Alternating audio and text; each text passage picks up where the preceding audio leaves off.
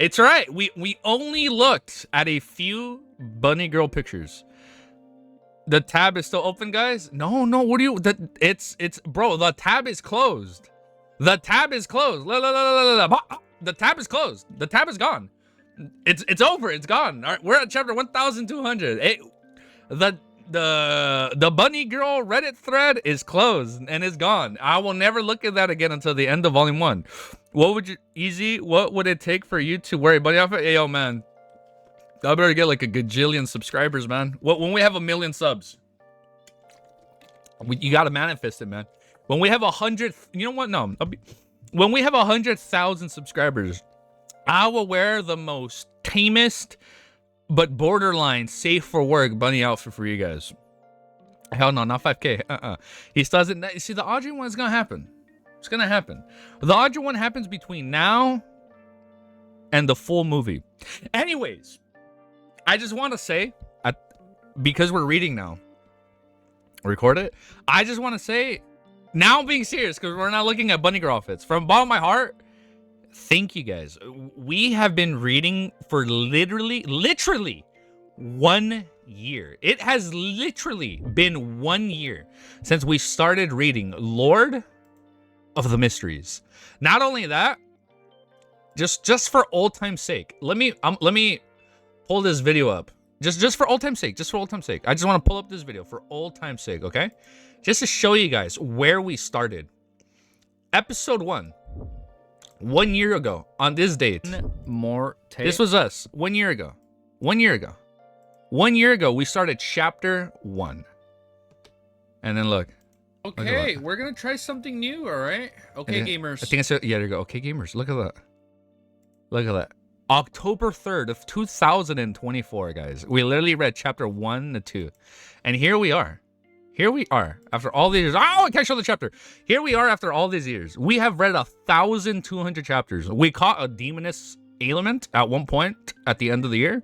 That didn't stop us. We kept reading. But here we are. You know what? I can wear bunny pajamas. That can work. We can probably work that one out. I can do that one for free. A year ago, would you ever imagine where you are today? No. In all honesty, no. Unhinged. In all honesty, I don't even know where I would have been a year ago. A year ago, I wouldn't even... I never envisioned myself to, like, keep reading. Like, I originally thought I was just going to read, like, a few chapters and then wait for the Dunkwa and then just, like, watch it by myself. But I never thought we'd be doing, like, reacts to Season 1.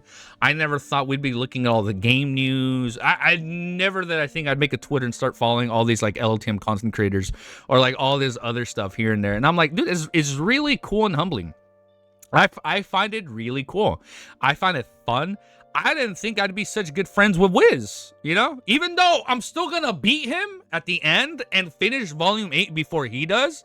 Because who does he think he is? That he's gonna finish before me? That's not gonna happen. Like, but no, I'm kidding. Sorry. And honestly, like, I didn't think I'd make, like, a really good friend on YouTube, you know? And I know we don't talk a lot, right? But you know what? When we do, it's always fun. It's exciting. All our volume discussions, it's always cool, dude. I think it's fun. And I find it really cool that I even get to, like, interact with all these other two people. I find it really cool that we even get to interact with people. You know what? Let's just read as long as we can today, Unhinged.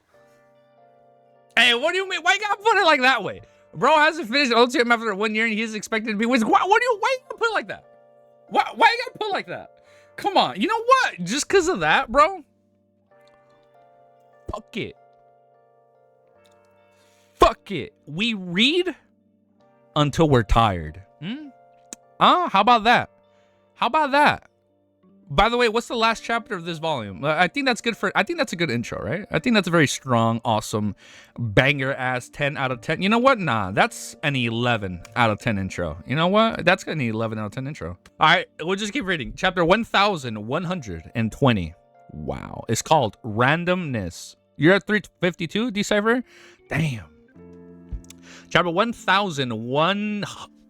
Why am I saying 100? We're at a new milestone. Chapter 1200 is called Randomness. After all, the space in the collapsed forest suddenly tore apart, revealing an illusionary yet mysterious door. The door opened silently, and a handsome man with black hair and golden eyes walked out. He was dressed in a well-ironed suit, looking mature and elegant. Before he could examine the scene, he heard a loud boom. He could feel a violent storm blowing towards him, and he saw a middle-aged man with an imposing aura appearing in front of him. The middle-aged man had a rather obvious large earlobes. Large earlobes? His hair was dark blue and thick, and there seemed to be countless bolts of lightning hidden in his eyes. He was the cardinal of the Church of the Lords of Storms, Archbishop of Backland Diocese, deep blue officialant Randall Valentinus. The clergyman in the black robe that was embroiled with storm symbols looked around and cast his gaze at the golden-eyed man. He asked in a thunderous voice, "Selt, what happened here?" Selt, the gold-eyed man, shook his head. "I just arrived too."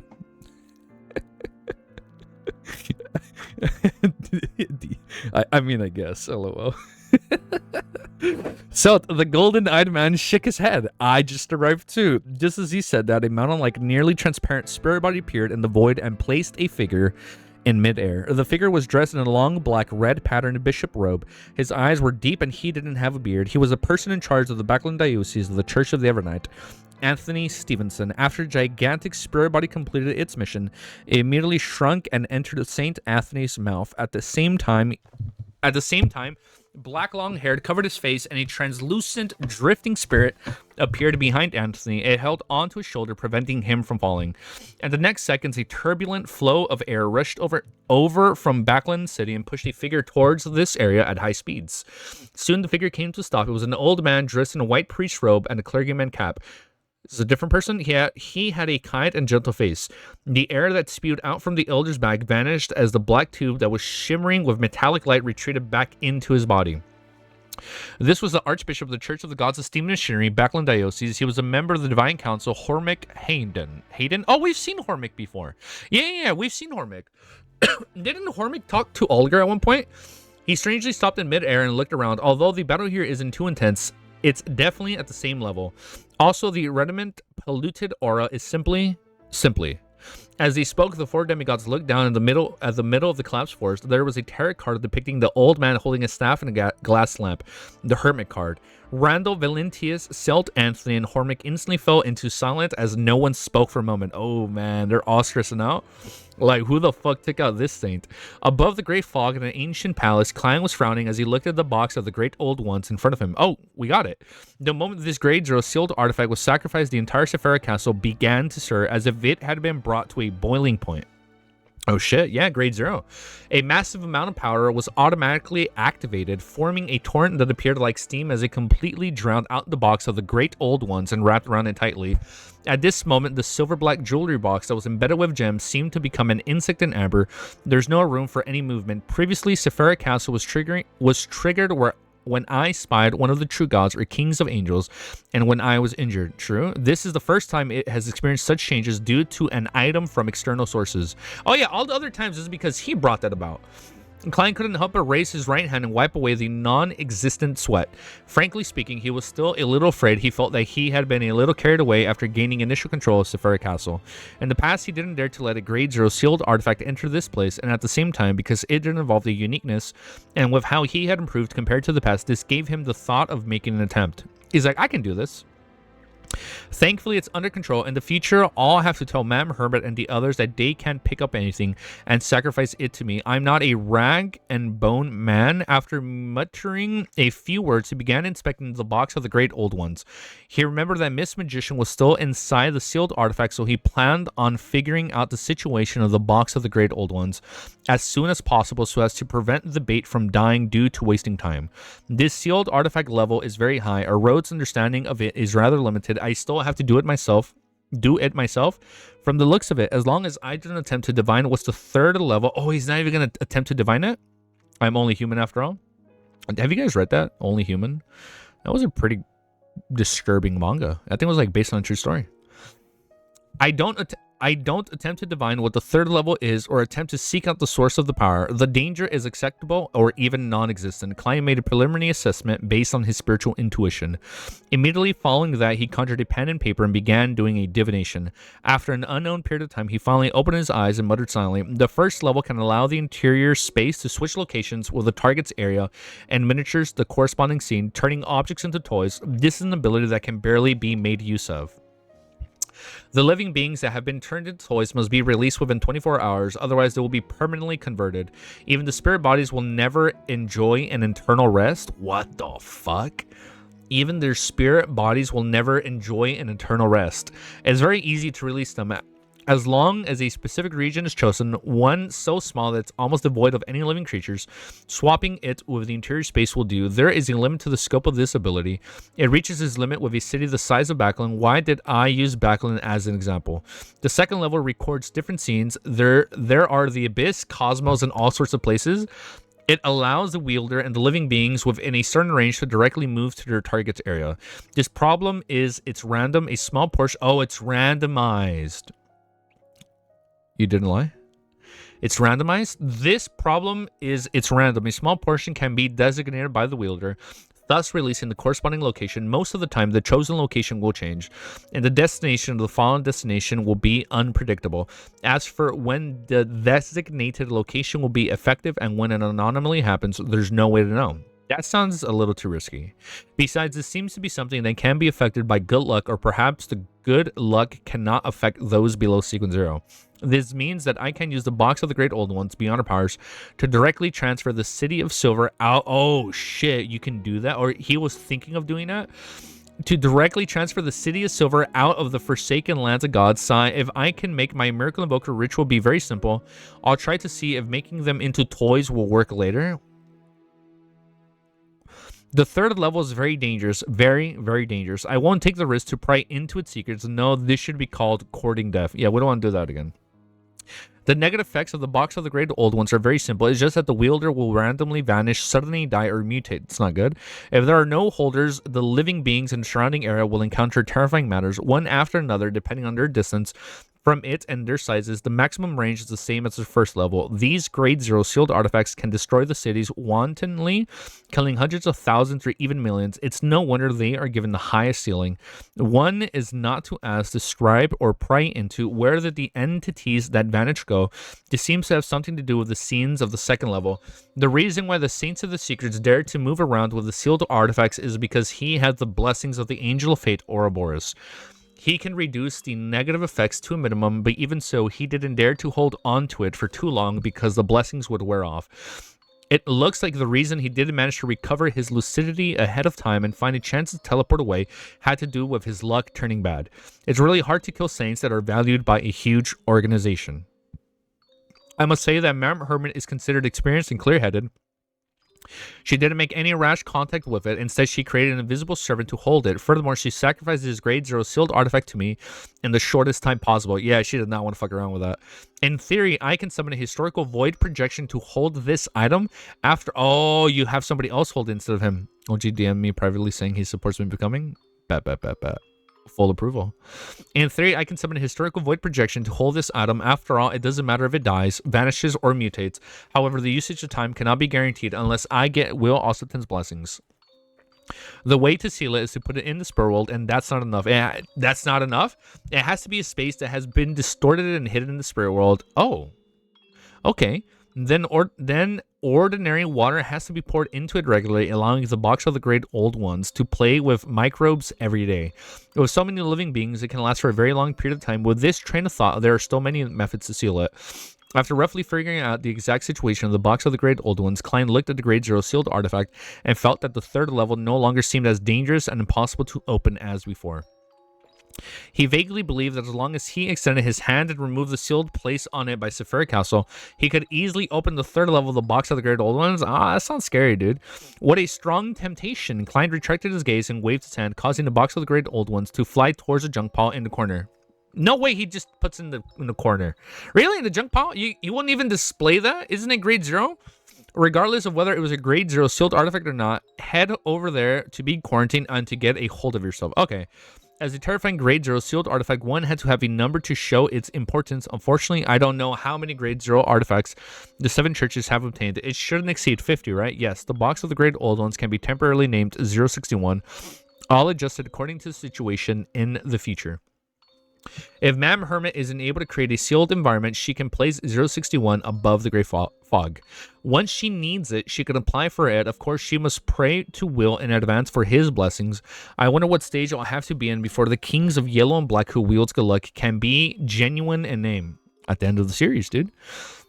There's a portion in the Miracle Invoker, and there should be a portion in the Attendant of Mysteries. Klein amused himself with his thoughts and finally picked up the bionic characteristic left behind by the Saint of Secrets Baltes.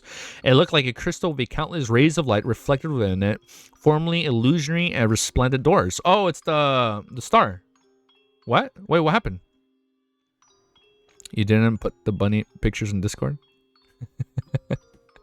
What did I do? The crystal instantly shattered. Oh, I skipped the sentence. I skipped 2. After staring at it for a few seconds, he suddenly threw the bionic characteristic into the air. The power of Sephira Castle bowled once again under the control of Klein. It formed a corporeal, semi-translucent wave and struck the crystal hard.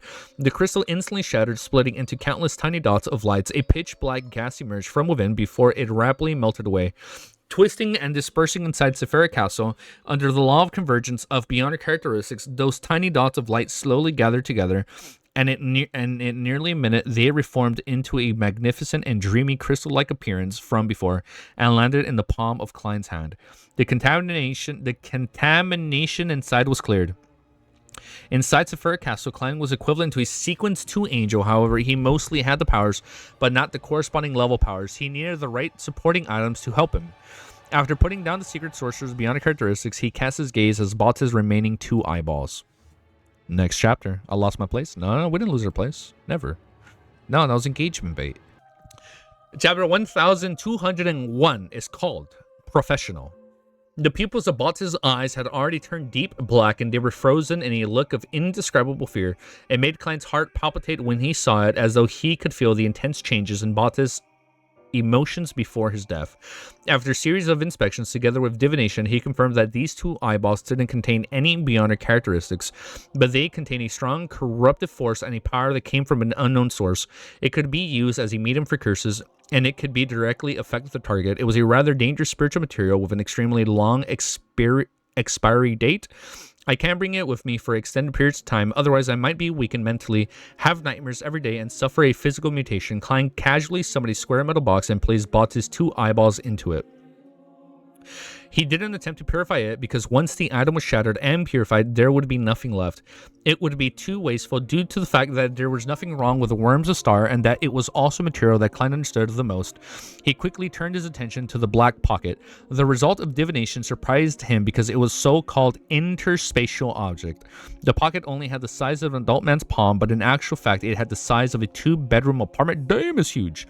2-bedroom apartment that the Moretti family had rented in Tingen in the very beginning. It was big enough to hold many things. Damn. This was made by Baltes using the powers of a secret sorcerer? Really?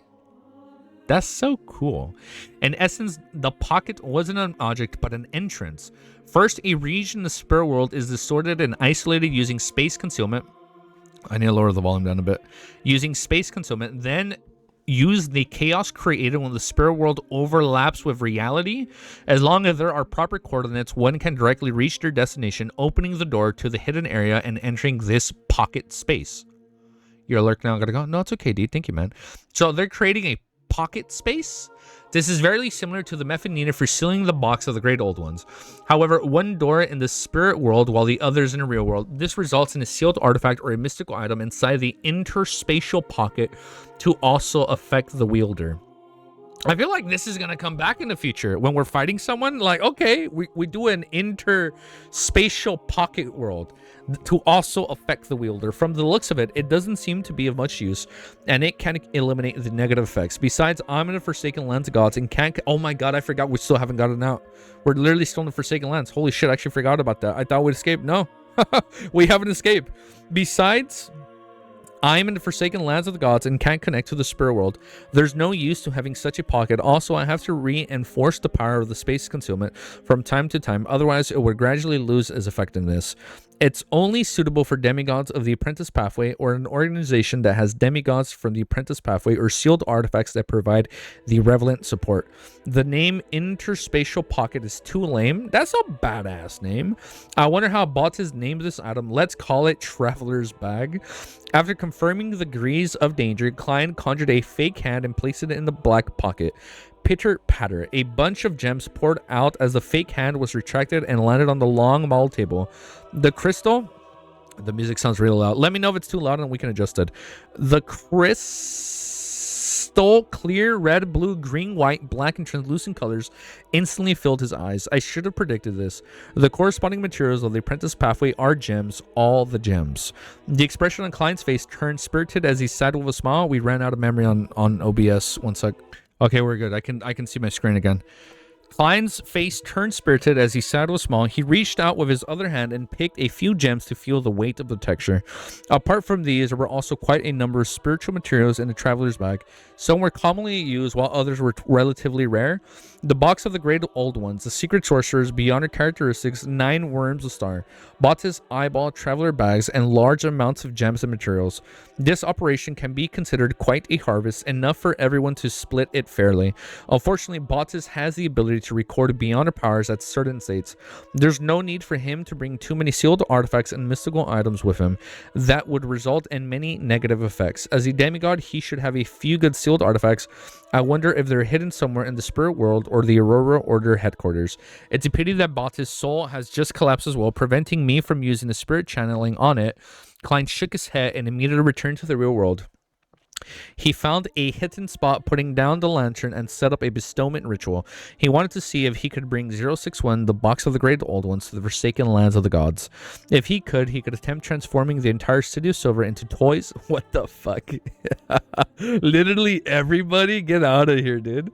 If he could attempt transforming the entire city of silver into toys and placing them on the first level of the sealed artifact. Fucking wild. He could directly send it to the outside world through the sacrificial bestowment rituals. This way, he could bypass the Giant King's court and Dark Angel Sasir and could ingeniously complete the Miracle Invoker ritual. Oh, and because we bring them back from the Forsaken Lands, we bring back Forgotten History, and then we drink the potion. That is cinema as fuck if that's how we do it. He was worried that the box of the great old ones would cause a random death the moment it passed through the sacrificial bestowment door. In the fragments of light deep in the grayish-white fog, Klein took 4 steps counterclockwise and returned above the gray fog, responding to his own prayers. After the mysterious ancient door of the sacrifice and bestowment took form, he slowly opened it. He waved his hand, summoning the box of the great old ones, and that was enveloping by the layers of forces, throwing it into the gap behind the illusory doors towards the boundless darkness behind the door. At that moment, the void's darkness suddenly became corporeal. Corporeal, as though it formed an invisible barrier that blocked the door they had just opened. It floated in midair, unable to move forward. Klein frowned slightly as he watched the scene. He tried to stir the powers of the Safari Castle and use the power at the level of an angel to push it forward, but he was unable to get the box of the great old ones to break the barrier. Indeed, the Forsaken Lands of Gods is sealed. It's just that I'm closely related to Safari Castle, so that I could use it to respond. However, this cannot exceed a certain limit. Klein nodded slightly. He retrieved the box of the great old ones and threw it onto the junk pile. Then he conjured the world German Sparrow and got the fake person to give the details informing the box of the great old ones at Mam Hermit and Miss Justice. This was to remind them to bring the box of the great old ones back to the real world within 24 hours and to release the magician force. While doing so, Klein had informed Miss Justice to sacrifice some top grade ice cream to the Snake of Fate's Blessed before praying to the bestowment of the box of the great old ones. As for the Hermit Catleya, she didn't need to make any external requests due to her having a brief luck. However, she needed to complete everything within a few minutes and sacrifice the box of the great old ones above the gray fog once more. Backland in the border between East Borough and the bridge area, an apartment that had been in disrepair for years. Leonard, not Leonard. Sorry, I've been saying it wrong. Leonard, who was wearing the red gloves and a black coat, was leading his team members to check the scene. As a reserve force of the church duty every night, they were undoubtedly filled with energy at nearly 10 at night. Captain, there was a serious crack on the walls here. Some of the walls have even been shattered.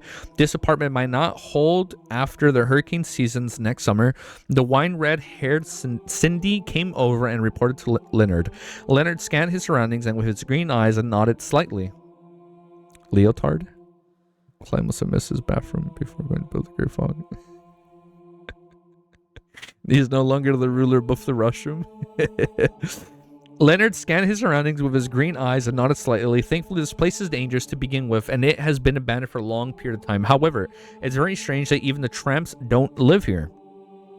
Another red glove, Bob, I forget there's a red glove called Bob, happened, I don't know, disrespect to Bob's, but just a red glove Bob happened to be checking in the bottom of the wall and casually added, and then they had internal strife and developed it into a battle, something that we then ignited. That possibility can't be ruled out. Leonard answered in a professional manner, but have you noticed every place in this room has signs of corrosion, and there's a lack of remnants left behind by the tails of chairs that should exist. It looks too empty. It doesn't look like something a low or mid-sequence Beyonder can create. I suspect that it might involve a higher level of power. After a series of inspections and discovering many abnormalities, the Red Gloves team under Leonard failed to find any further clues. They could only return to the St. Selma Cathedral first. Just as they arrived on the ground, a bishop came to look for Leonard, asking him to bring 2 members upstairs for a meeting. Leonard nodded thoughtfully. Without asking anything, he led Bob and Sydney through a secret passage into the St. Selma Cathedral. Following that, they followed the spiritual staircase, and under the illumination of the crimson moonlight, they arrived in a room with many people. It was equipped with a blackboard. With just one glance, Leonard realized that there were quite a number of people who had worked with him before. They were from the Mandarin Punishers, the Machinery Hive Mind, and MI9. Then he noticed the 3 demigods, Hormick, Hayden, oh shit, Hormick is here? Randall Valentinus and Anthony Stevenson, as well as a black-haired, golden-eyed man who was clearly at the same level as them. It's the 4 of them. Without waiting for Leonard's greeting, St. Anthony stood up in his red, patterned black robe and said in a deep voice, "There was a high-level battle in the outskirts of Backland. There was a terrifying contamination present." That shit, dude. Contamination present, as well as a tarot card, the Hermit. I noticed that you've done some investigations regarding the large group of incidents involving the tarot cards. You have also raised a corresponding theory. Now, please give everyone here a detailed introduction. I'm lower the smidge. The Hermit card, Leonard expressed his true astonishment, but this was mostly because he was tasked with such a mission. He's like, I've never seen this card before.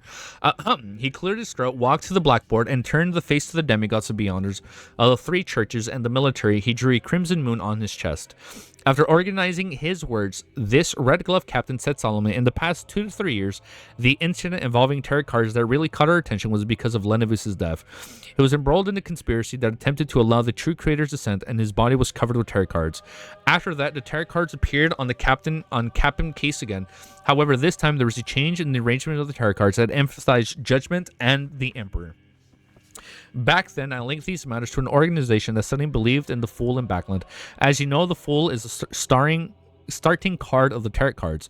This bold-line guess made several demigods and many other Beyonders nod slightly, like, They felt that this might indeed be related to some level of mysticism. Leonard paused before continuing.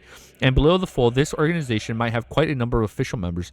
They use tarot cards as codenames such as Judgment, Emperor, or the Hermit, or this incident. As he spoke, Leonard picked up a deck of cards, and then he used as a demonstration and randomly picked out. Oh, he's gonna pick out his card, right? And randomly picked out the card. He glanced at it and chuckled. He's like, such as the Star. This fucking dude, this fucking schmuck. Also, like, for all we know, there could be a Star Terry Club member. Fucking Leonard, dude. Was that at random? Yeah. Leonard picked up a deck of cards that he used as a demonstration and randomly picked one. He glanced at it and chuckled, such as the Star. What a fucking badass. Oh, the Terry Club. I'm sorry. Are they going to give him an actual official name now? Oh, snap. Oh, sorry. I was going to play battle music back. Yeah, it was random. It shows Fate is playing with him, which is pretty funny. All right. Chapter 1100. Why am I saying 100? We're at a new milestone. Chapter 1202 is called The Terror Club. The Demigods, that update? Yes. Easy, do you remember my real name? Unknown? No. What was your prior name? The demigods and the Beyonders present nodded at Leonard's demonstration, indicating that they understood what the Red Glove Captain meant. One of the mandated punchers raised his arm. That's Romero's alt, bro. That's not Romero's alt. One of the mandated punchers raised his arm and took the opportunity to ask a question. In other words, whoever left a tarot card behind this member is executing the mission. That should be the case. Leonard did not give a definite answer. The same mandated punishers continued asking. Guess some sort of unknown users. The same mandated puncher continued asking, what do the tarot cards? That's very unknown, huh? The same mandated puncher continued asking, what do the tarot cards that were scattered all over Leonard's corpses mean then? There's no specific direction. Leonard immediately picked up with a white chalk and wrote down the names Lenavus on the blackboard behind him. Then he drew a circle. I've just said that in the past 2 to 3 years, the matter involving the tarot cards have really caught our attention because of the Lenavus case. This is very likely the beginning of everything. Therefore, without a specific direction, the casually scattered tarot cards might be referring to the whole. This means that the organization that used the tarot cards as code names has officially stepped onto the stage of history.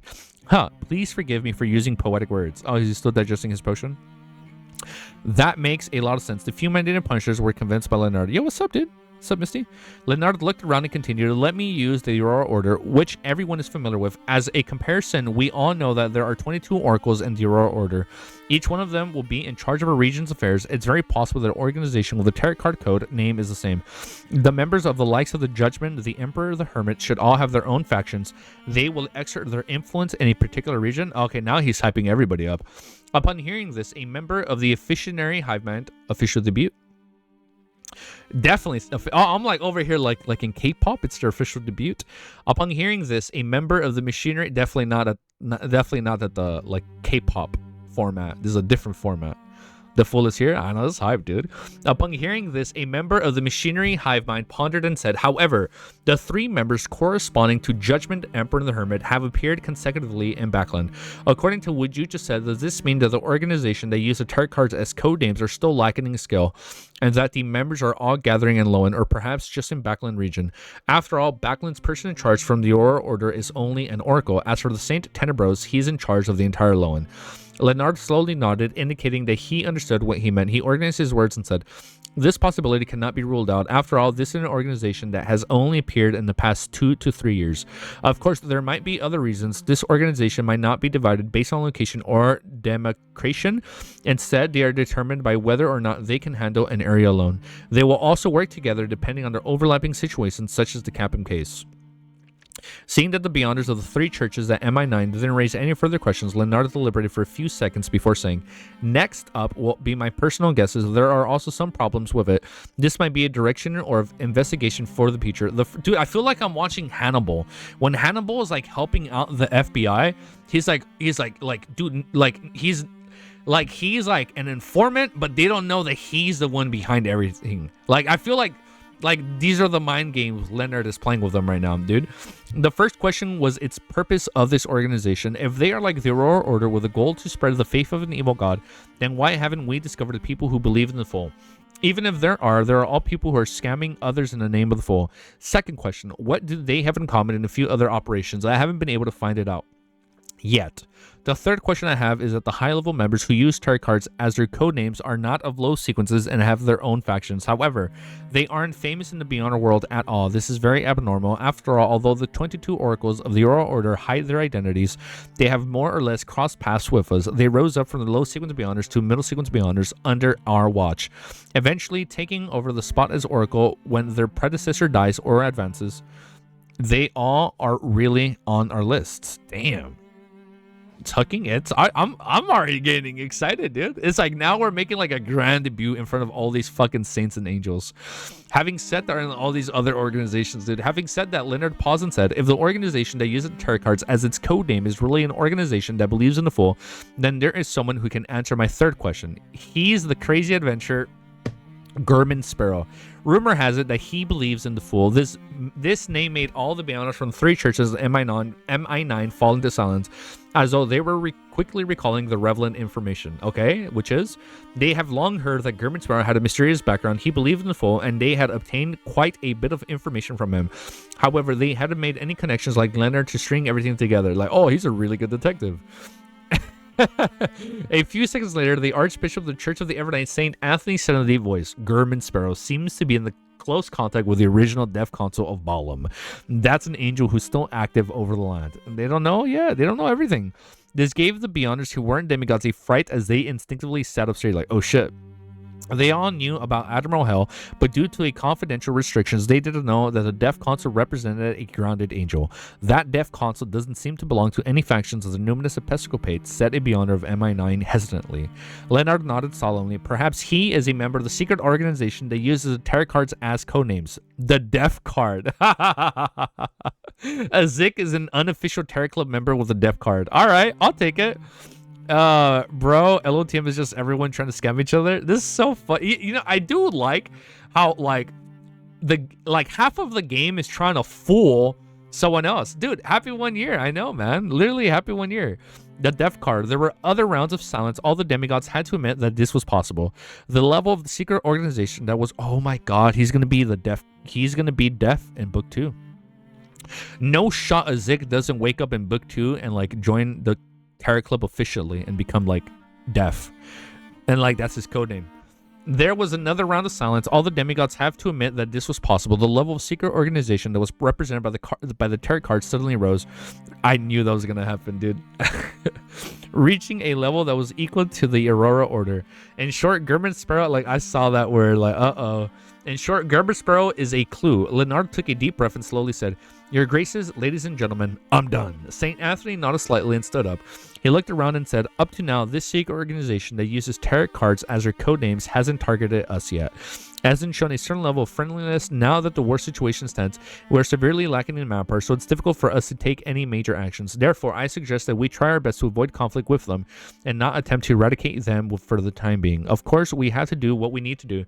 A secret organization with the existence of a grounded angel self represents danger. If we don't understand it or grasp enough information about it, we won't be able to react in time and stop any possible conspiracies. Hormick and the other demigods thought for a moment before nodding in agreement. Anthony Stevens looked around his gaze and landed on Leonard's face. This investigation will be led by you. Coordinate it well. Leonard agreed solemnly.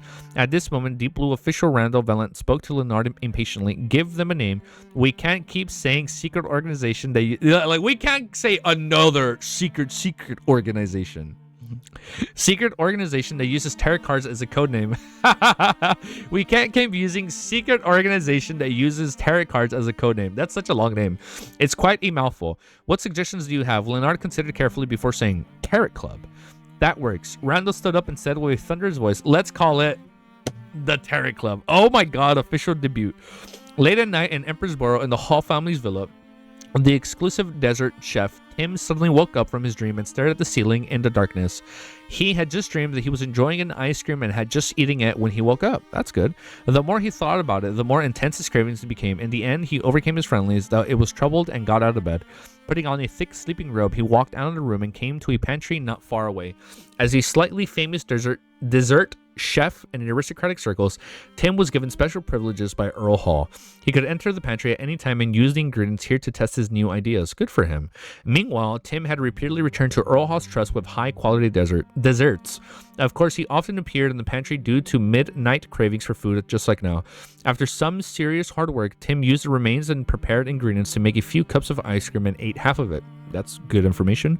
Then he patted his stomach, washed the cutlery, and left the pantry in satisfaction. The remaining few cups of ice cream were left in the corner as if they had been completely forgotten. Oh, okay. In Sherwood Borough, by the Tussock River, in an uninhabited shallow flat, wearing a dark-colored cloak, Audrey first made use of a dream traversal to arrive nearby before walking over on foot. She skillfully set up a ritual and prayed to Mr. Fool. Soon, a silver-black accessory box embedded with many gems tore through the illusionary door and landed in front of Audrey. Audrey tucked a wisp of blonde hair behind her ear and picked up the box of the great old ones, 061. Without any delay, she aimed at the few rocks and pulled open the first layer. Okay, so they're all practicing using it? Silently, numerous long tables and chairs appeared measly in the area. Several Beyonders that had used various means to conceal their faces appeared. One of them was the hooded force. Their skin quickly changed from that of a toy to that of humans, and their eyes began to move. Ew. Forrest, who had the highest sequence, recovered from the fastest. Looking around, she was extremely surprised to find that she had unknowingly come to a flat by the side of the river from the apartment. Furthermore, this change was only limited to her overall area. The situation around her was no different from before. Chat on screen died. Let me fix it. Where am I? What happened? Forrest's gaze landed on the empty altar. After pondering for a second, she seemed to understand something that she asked in surprise. Has the matter ended? Yes, replied Audrey, who was using her psychological invisibility. It ended. It ended. Forrest followed up with a confused and dazed question. How's the target? He's dead. Audrey was multitasking as she controlled the other 6 Beyonders. Her answer was very simple. He's dead. Saints of Secrets, Bautis has died. I didn't participate in the battle. I didn't summon Gurman Sproul, historical void projection. Forrest's mouth gaped slightly as she felt like she was dreaming. She only felt that she had been terrified for a second and was in a daze for a moment, and the mission had already been completed. At this moment, she saw the surrounding Beyonders come to life, but they didn't show any surprise towards the change in environment. It was as if the gathering had been held here. They skillfully destroyed the chairs and long tables and threw them into the Tussock River. Then they left the flats as one after another and returned to the home under the illumination of the street lamps.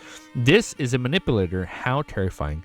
But I feel like the real manipulator here is fucking Leonard, man. He is manipulating everybody into thinking he's such a good detective when he's a fucking member himself. This is a manipulator. How terrifying. Forrest jumped in fright and completely snapped awake. Returned first. Audrey didn't have time to explain. She turned around and that's kind of scary, dude. Returned first. Audrey didn't have time to explain. She turned around and used the altar from before, preparing to sacrifice the box of the great old ones above the great fog. Forrest shot a look over, but she didn't ask or say anything. She made her body transparent as she had vanished from where she was. Author notes, this title of this chapter originally should have been Official Debut, but it was just not serious enough. Oh, so instead of labeling it Official Debut, he just said The Tarot Club. Okay, I see that. Let me know if this song fits. If not, we'll change it. This is a Just For music from Expedition 33. I think this music is a little too happy. He's your favorite character. He's so cool. I love him, dude. I love him, Mimi. Chapter 1203 is called Harvest. In the ancient palace above the great fog, dark starlight shot up, forming several figures. Leonard did a casual glance, and his gaze suddenly froze on the silver-black jewelry box placed on a long model table. I don't think the song fits. If you recalled correctly, this was likely a Grade 0 sealed artifact of the Box of the Great Old Ones that the World Clan Moretti had specifically emphasized during the prior private gathering. The Saints of Secrets was really in control of this Grade 0 sealed artifact, and he even used it. Yet Ma'am Hermit and Miss Justice succeeded. Leonard's pupils dilated slightly as he nearly couldn't believe his eyes. As an official Beyonder, a red-gloved captain of the Church of the Evernight, he knew Grade 0 sealed artifacts very well. He knew that these items could easily destroy a city, causing people to suddenly die without putting up any resistance. When facing them, not only was contact with them impossible, but even understanding them was something that should be reduced to possible. Leonard originally believed that Ma'am Hermit and Miss Justice would leave the battlefield according to the plan after encountering a Grade 0 sealed artifact. They would then think of a way to rescue Miss Magician. To his surprise, they succeeded and have retrieved Grade 0 sealed artifact. Ma'am Hermit mystical reenactment has reached such a high level. Did the Feast of Betrayal she mentioned really make the sealed artifact rebel? Or could it be that Mr. Fu had provided some help? Leonardo muttered silently as they glanced at the World Clan Moretti, who was seated at the bottom of the end of the long bronze table. He discovered that his former colleague was rather calm. Klein surveyed the area. Congratulations, everyone. The hunt this time was very successful. All the spoils of war are here. As he spoke, he raised his right hand, condensing various bits of mysterious knowledge into a pale white luster. He also included a small number of legends that came from the east, such as Peach Blossom Spring and the Link Go Match. He wanted Ma'am Hermit to test if they were mystical or not, or whether they were any of real source. Ma'am, this is your reward. This is your reward. The World Klein tongue twister. The World Klein made the pale white light fly towards the Hermit Catleya. Then he pointed at the box of the Great Old Ones, the secret sorcerer's beyond characteristics, the traveler's luggage, Bautis eyeballs, and 9 worms of stars. Large amounts of gems and materials on the table. In addition, you have the right to choose first. After the battle of the demigod level with the Saints of Secrets, Catleya finally found the bearing and confidence of a saint. She first received the pale white glow and closed her eyes to digest the mysterious knowledge contained within. I joined Discord. Everyone's so nice. Yeah, thank you for joining. Well, of course, yeah, man. We got a good Discord. We have a nice, amazing Discord community. Yeah, man. Thank you.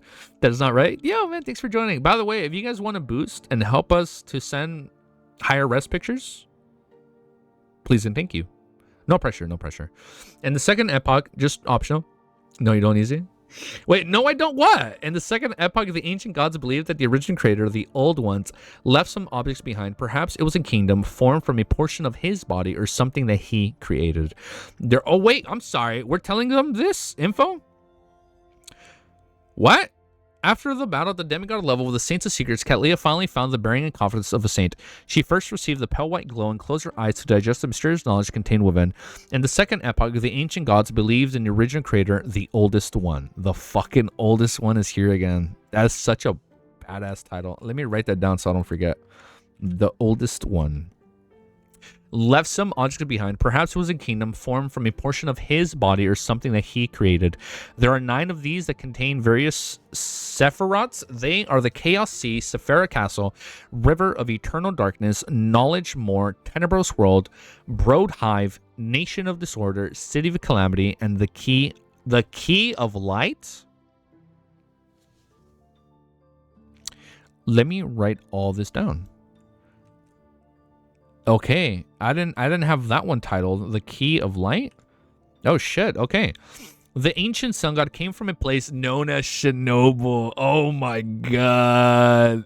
What is it? What do you mean? You already wrote that? No, I didn't write all of them. I didn't have The Key of Light and Nation of Disorder. Those 2 I didn't remember. I think I only had like 5 or 6 written down.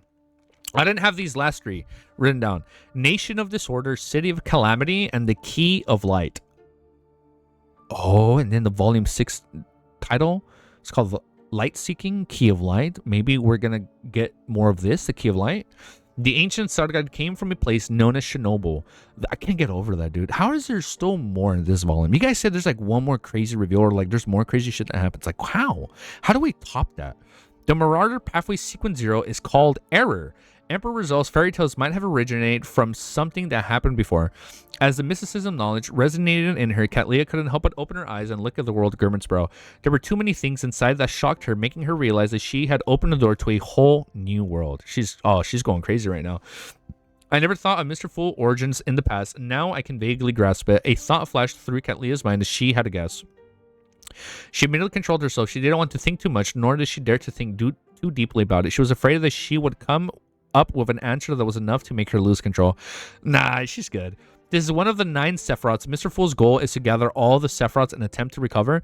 Raising her right hand, she nudged her heavy glasses on her nose bridge.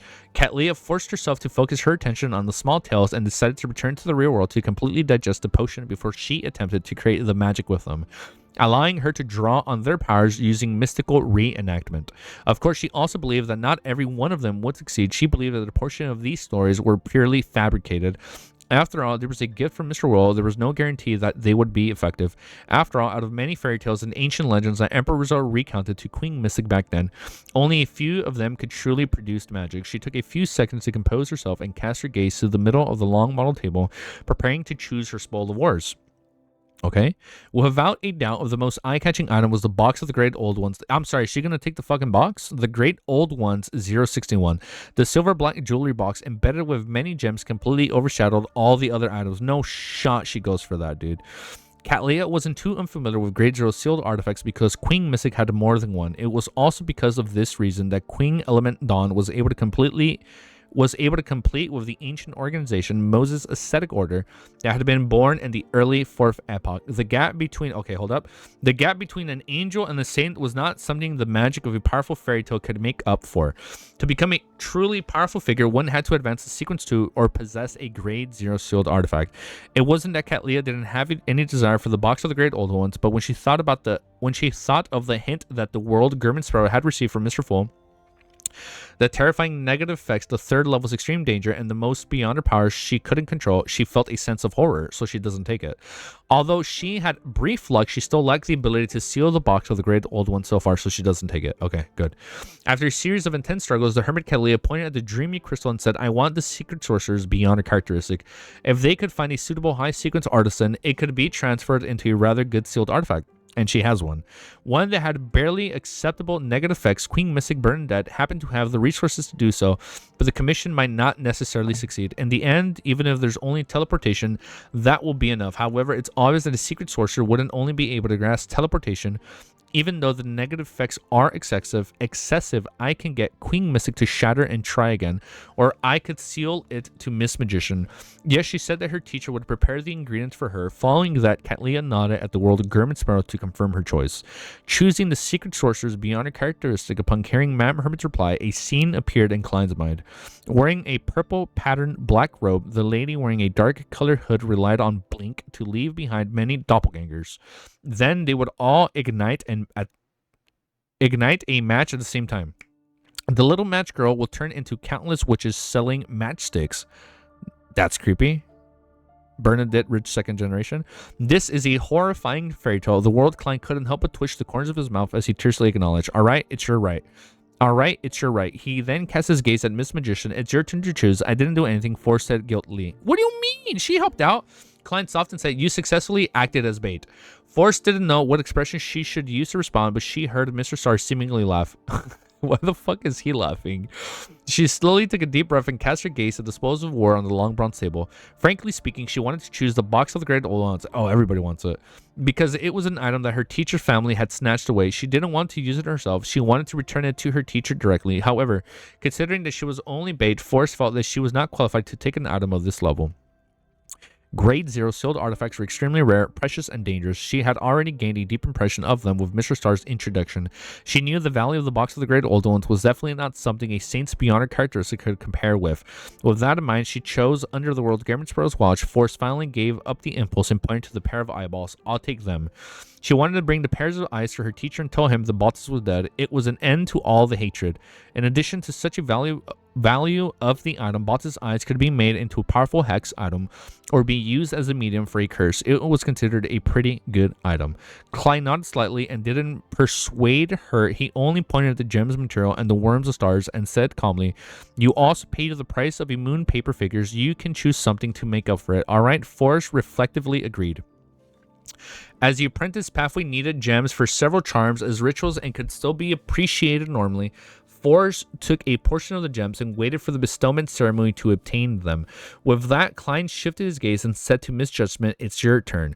Sheol also knew that she had no contributed that I'm reading wrong.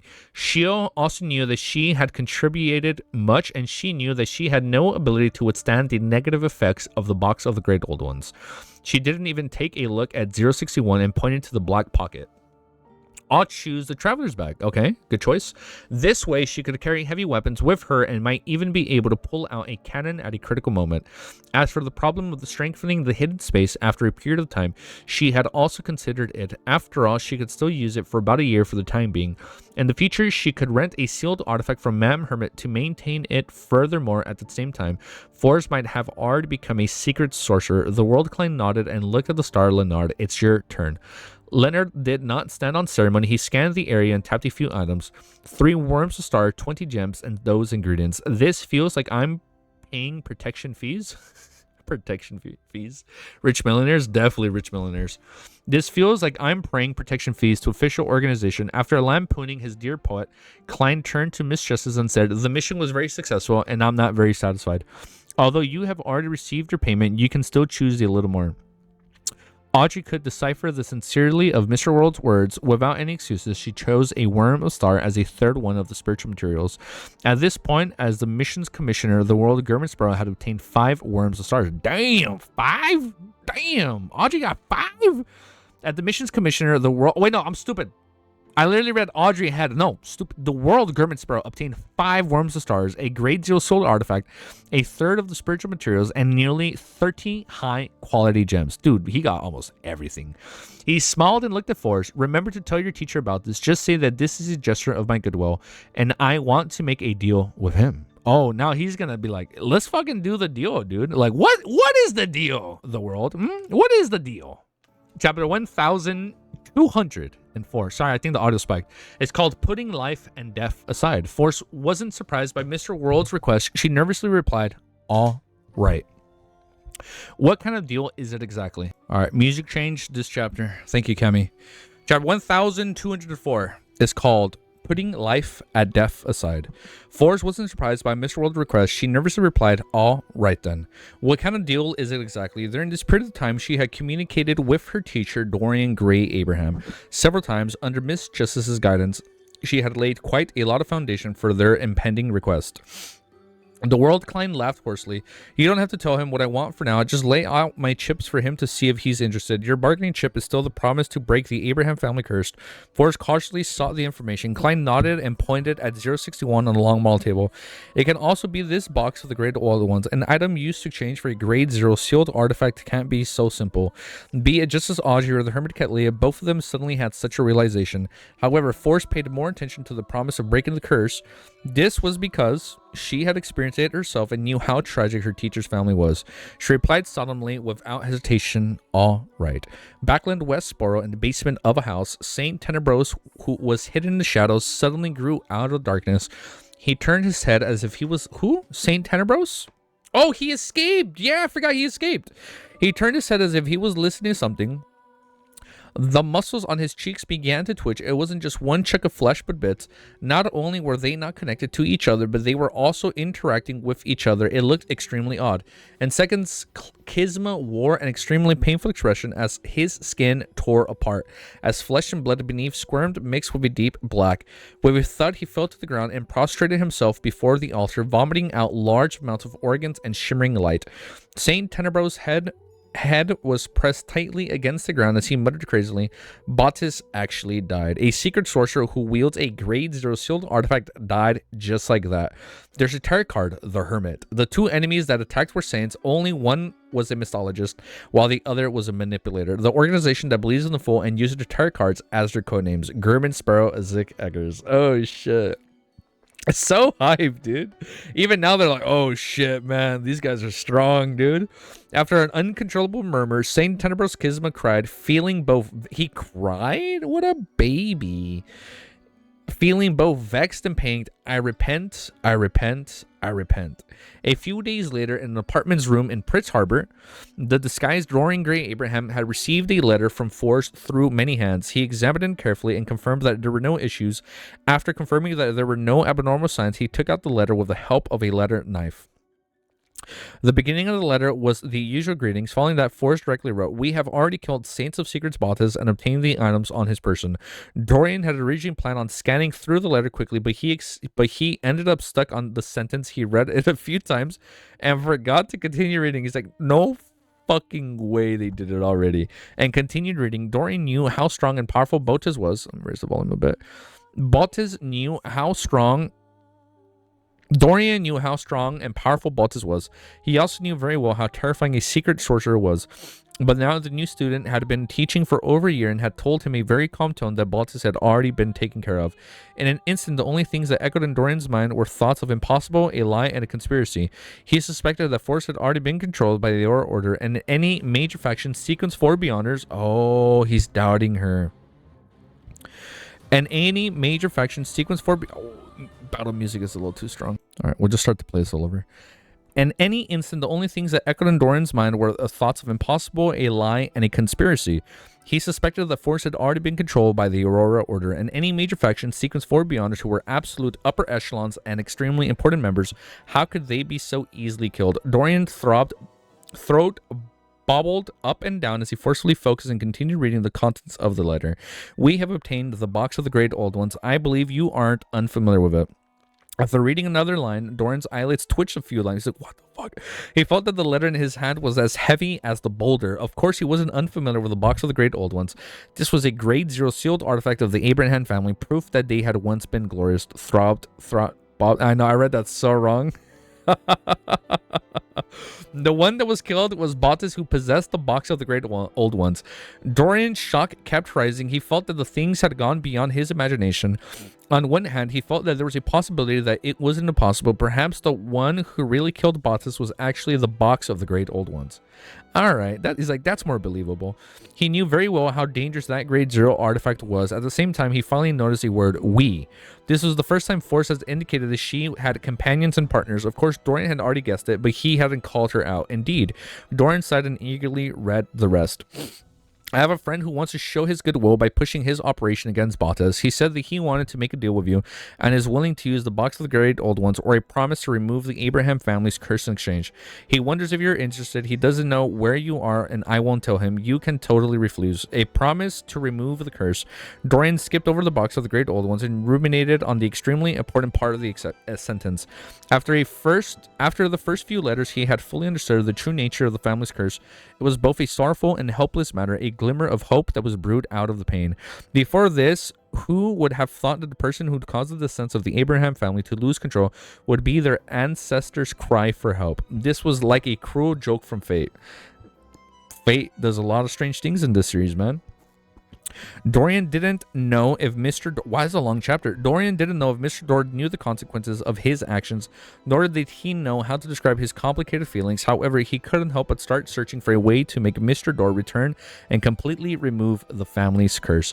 This was a path with very slim hope, but for the Abraham family, it was enough. It was enough because a light had finally appeared in the darkness. The Light Seeker.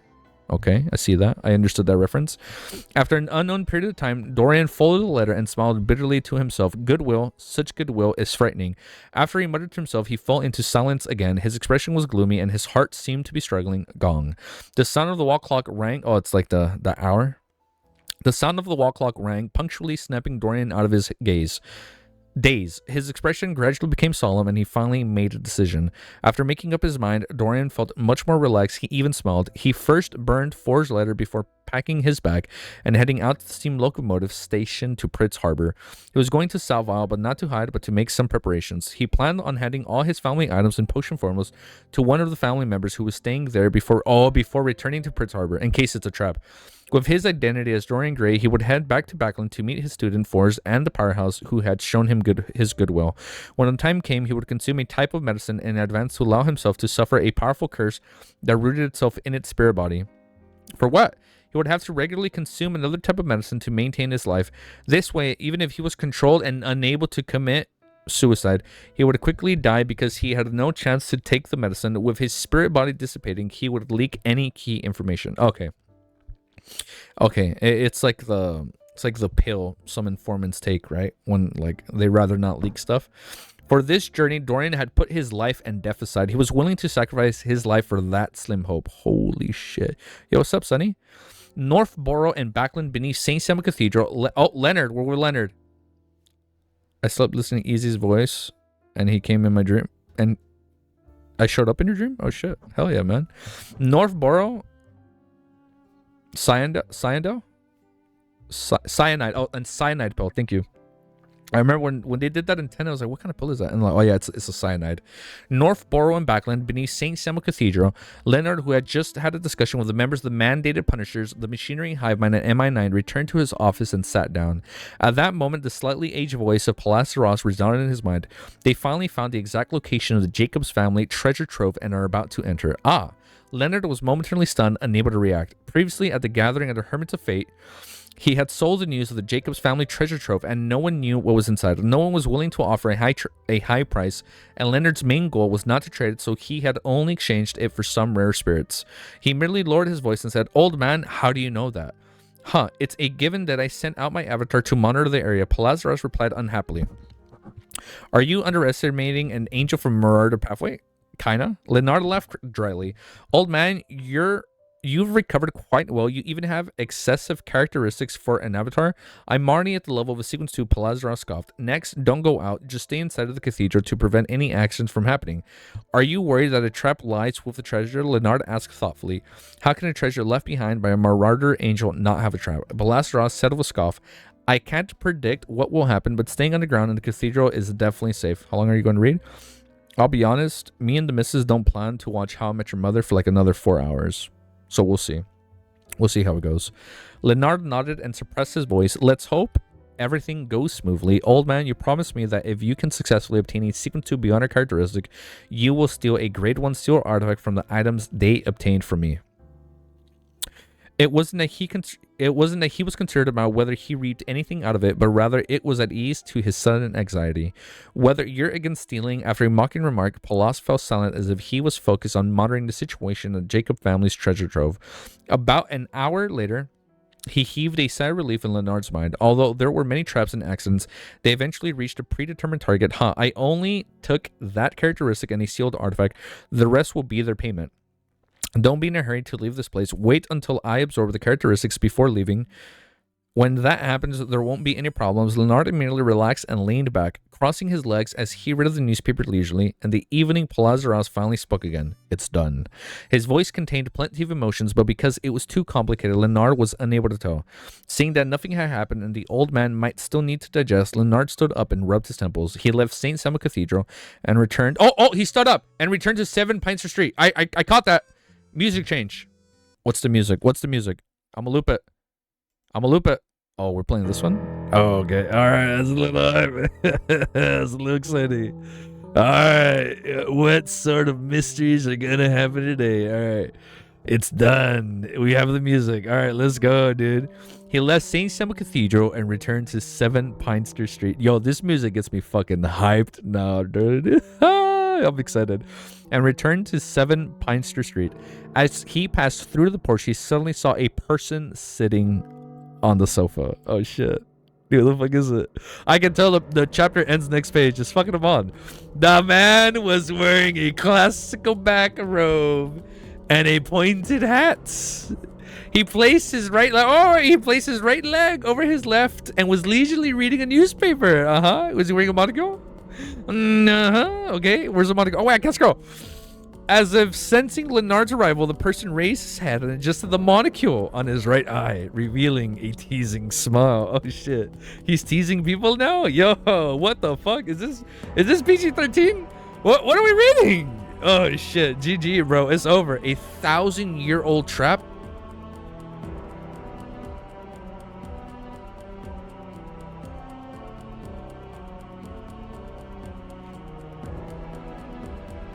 Wait. What if Palas was Amon this whole fucking time? Are you fucking kidding me? Wait.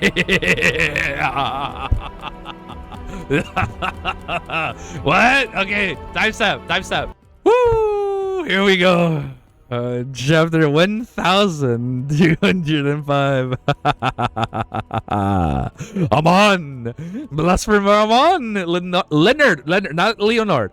Leonard was no stranger to the person in front of him. Not only had he faced his avatar, but I forgot we fought his avatar together with Leonard. Not only had he faced his avatar, but he had also heard of his various deeds and nasty character from old man Palas Zarast. Oh shit. At that moment, Leonard thought nearly froze as his mind went blank. Only a small number of thoughts could spin. Amon's lips suddenly quivered as he muttered a raving that was completely at the level of a deity. One voice after another echoed in Leonard's mind as though it came from the countless numbers of Amons. Are you pleasantly surprised? Are you shocked? After realizing that I won't be able to get to Serenity Castle anytime soon, I shifted my focus to Backland.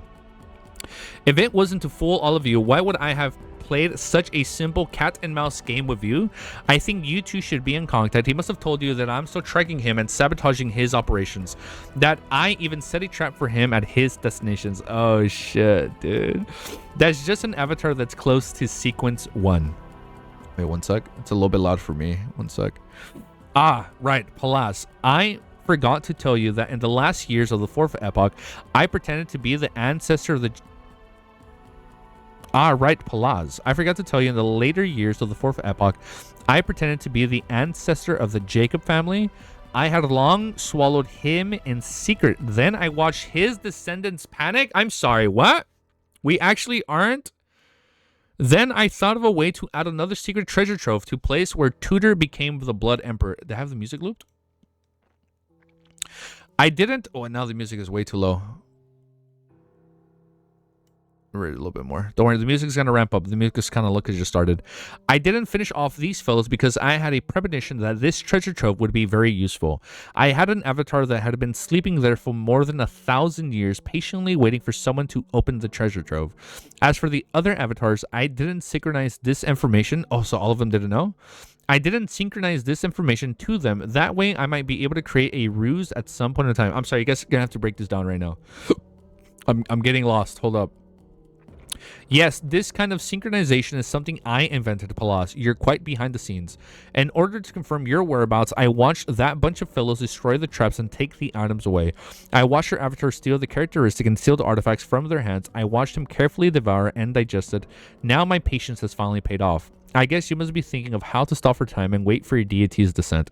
These voices overlapped each other, tearing through Leonard's thoughts and hurting his soul. It made his head swell and contract, causing a bunch of short black hairs to grow on his face. It made his ribs and waist bulge as though it was about to form a new body. The music is F too low?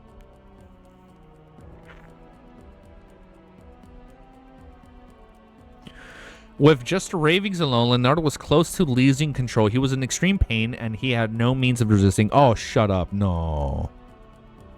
This was the son of the creator, a kings of angel. At the same time, 7 Pinester Street changed. At some point in time, pitch black stone pillars were erected around them, propping up a majestic cathedral. Each column of the cathedral was embedded with the bones of different races. Hello. What? Wait, I don't mean saying hello like that. Wait, hold up, just because we're reading. What the fuck? Each column of the cathedral were embedded with bones of different races. They were densely packed as they used different eye sockets to stare at the puny Leonard, who stood in the middle as though they were constructing a ritual? A trial. Amon stood in front of the cross that was more than 1,000... 100! Damn! Hold up! I read Amon and I'm hearing this shit, I'm going crazy. Where are we at, baddies? Bro, what the fuck? Hold up. Amon has Leonard.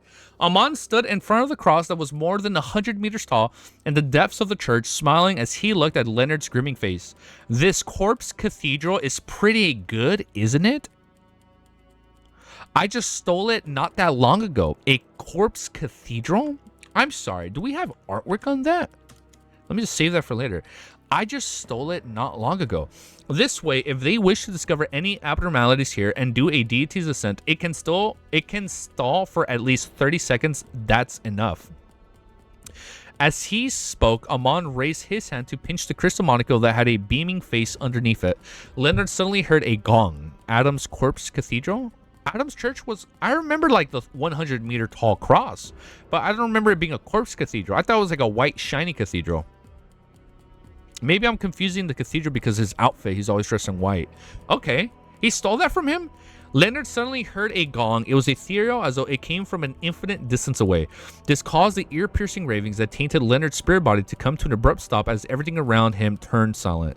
And Leonard's eyes, beams of light shot out from his body, condensing into a pure and pure figure that was like a wingless angel. The figure was also 100 meters tall, and its body was constantly carousing with a faint glow as though it was announcing the passage of time. With that, Leonard's body was pushed by an invisible force and flew towards the door of the Corpse Cathedral.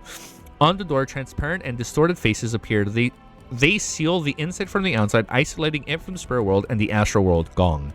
Another bell rang. The transparent faces filled with pain froze. Leonard's figure was no longer obstructed. In the short span of time, he passed through the main door of the Corpse Cathedral without feeling anything.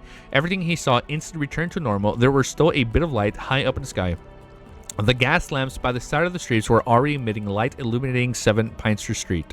From the outside, the building was silent, quiet, and dark. There was nobody around. Old man, it was only at this moment that Leonard finally found his train of thought. His heart tightened as he strode forward and returned to the house. However, the door to the 7 Pinester Street was so heavy that he couldn't open it anytime soon. With this obstruction, Leonard finally regained some of his senses. He hurriedly retreated as he quickly thought of what he could do to save Old Man. After a few seconds, he stopped and lowered his head with a solemn expression. He quickly chanted in Jotun, "The fool that doesn't belong to this era." Leonard already knew that the one inside was Amon's true body, and to deal with Amon's true body, he could only seek help from a god. Oh shit. Walking through the darkness with a lantern in hand, Klein... It's like, what is he gonna do from here? Walking through the darkness with lantern in his hand, Klein entered the historical fog immediately. Then he took 4 steps counterclockwise and went above the gray fog. After listening to Leonard's prayers, the puzzled and nonchalant-looking Clyde instantly sobered up. Don't worry, the music's going to go back up right now. It just looped. It was as if he had just woken up from a hibernation and had just climbed out of bed when he was splashed with a basin of cold water. Amon's true body has gone to Backland. Amon's true body has found Leonard and Palaz. Amon stole the Corpse Cathedral from his brother and used it to delay a divine descent. So it turns out that when he suggested that we play the game of who will be the first to find the Black Demonic Wolf Coder, He had never thought of deciding on a winner. He didn't care what the stakes were either. His goal was to draw my attention and believe that he is still pursuing me. Oh, that's smart. And trying to steal Sephira Castle from me. The trap hidden in the Jacob's family treasure trove was planted by AMON from 1 to 2,000 years ago.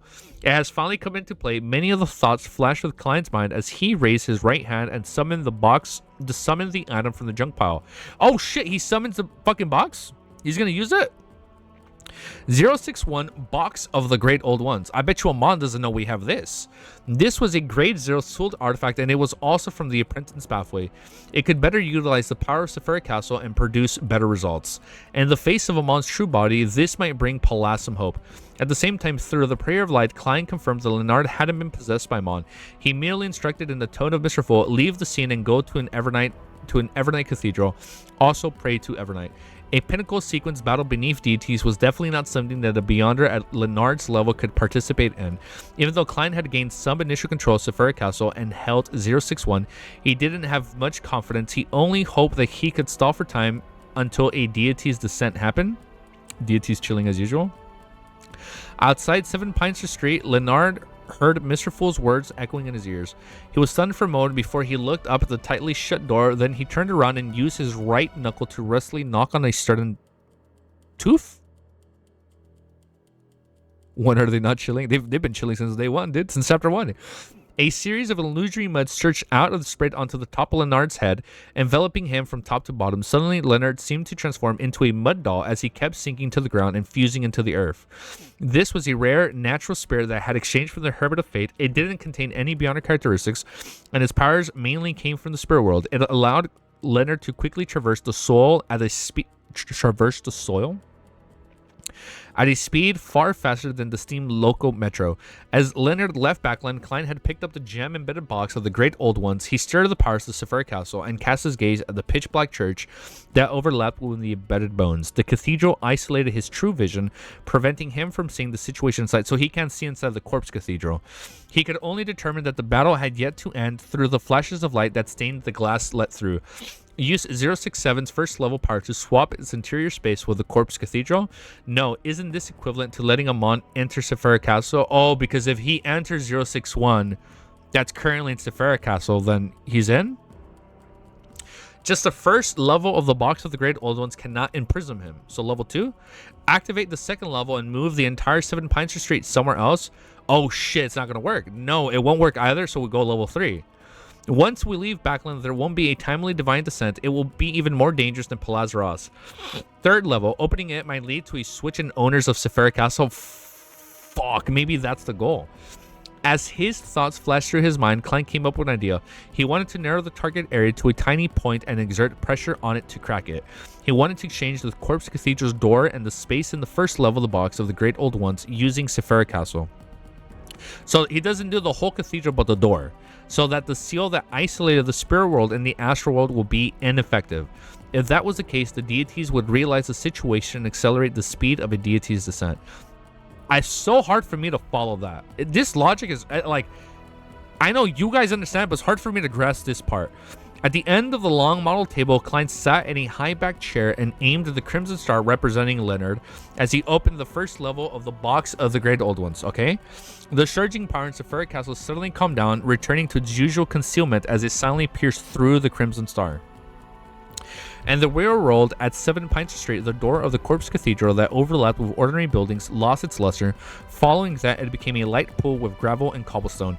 The situation inside and outside suddenly cleared up as if it was reflected in Klein's eyes. In front of the corpse that was 100 meters tall, the black robe, pointed hat, and monocle Amon slowly turned around to open door. Amon is hiding the cathedral so deities can't... Yeah, that's why Klein can't see into it. Like, even Klein, that's why Klein couldn't see. If Klein can break a part of it... Oh, if Klein... That's why he said just break a tiny piece. If Klein can break a part of it, they'll detect it and come down to kick him away. Oh, so because Klein couldn't detect him, he's like, they can't detect him. Yes. So he wanted to... You see, man, this is so hard for me to, like, understand sometimes. I don't know if it's because I'm reading it live and then looking at chat. I know when I reread things off stream, I get it a lot quicker. Okay, Thank you for breaking that down. As his thoughts flashed through his mind, Klein came up with an idea. He wanted to narrow the target area to a tiny point and exert pressure on it to crack it. That's what he meant by crack. Okay. He wanted to exchange the Corpse Cathedral's door, the space in the first level, the box of the Great Old Ones, using Sphere Castle so as to seal the isolated spirit world and astral world would be ineffective. If that was the case, the deities would realize the situation and accelerate the speed of a deity's descent. Got it. At the end of the long model table, Klein sat in a high black chair and aimed at the crimson star that represented Leonard as he opened the first level, the box of the Great Old Ones. The surging power... I'm reading this, by the way, sorry. For a reason I'm not sure I can say in chat right now, that they don't watch all of the words all the time. Who, me? Klein knows only because Leonard prayed to him. But deities can only... Oh, okay, wait. Got it. Oh, I get you, Kemi. I know what you mean. In the real world, 7 Pints Street, the door of the Corpse Cathedral, that overlap of ordinary buildings, lost its luster. Following that, it became a light of pool with gravel and cobblestone. The situation inside and outside suddenly cleared up, and it was reflected in Klein's eyes. In front of the corpse that was 100 meters tall, the black robes, pointed hat, and monocled AMON slowly turned around to the opened door. He held a crystal pillar formed from the light and his pillars of light. He held a crystal pillar formed from the light and shadows in his hands. There were many 12 ringed worms of time swimming rapidly inside. Everything around him seemed to stop. AMON raised his head and looked up into the sky at the corner of his mouth, curled up. Sky? Mommy Evernight? Sly old foxes, every one of them. Chapter 1206. Okay. Palas got cooked in 30 seconds. Instant noodle style. Fucking instant ramen, bro. Oh shit, my man got turned into instant noodle. Instant noodle. Chapter 1206 is called Sly Old Foxes, Every One of Them. Too late, after Klein's heart sank, he suddenly felt the box of the Great Old Ones in his hand shake violently. He hurriedly looked down and saw that the surface of the Corpse Cathedral door, which had shrunken into a toy, emitted rays of light. Every twisted face on the whistle skull seemed to come alive. Adam's Corpse Cathedral has such a high level, it can withstand the first level. What the fuck? It can withstand the first level. Yeah, I guess it's Adam. It can withstand the first level 061 with just one door. Without any hesitation, Klein used the crimson star representing Leonard and locked onto a gas lamp on 7 Pints Street. Suddenly, the door with the white bones protruding out with a distorted face returned to the real world, and on the first level of the box of the Great Old Ones, there was an additional toy street lamp. Right on the heels of that, Klein aimed at the AMON inside of the Corpse Cathedral as he switched his right hand, opening the second level of 061. At that moment, Palazros was no longer present on the battlefield. Without any qualms, Klein could move AMON elsewhere. He had designated the destination to be the astral world, hoping that the 7 deities would show him their love. But I'm sorry, all of them?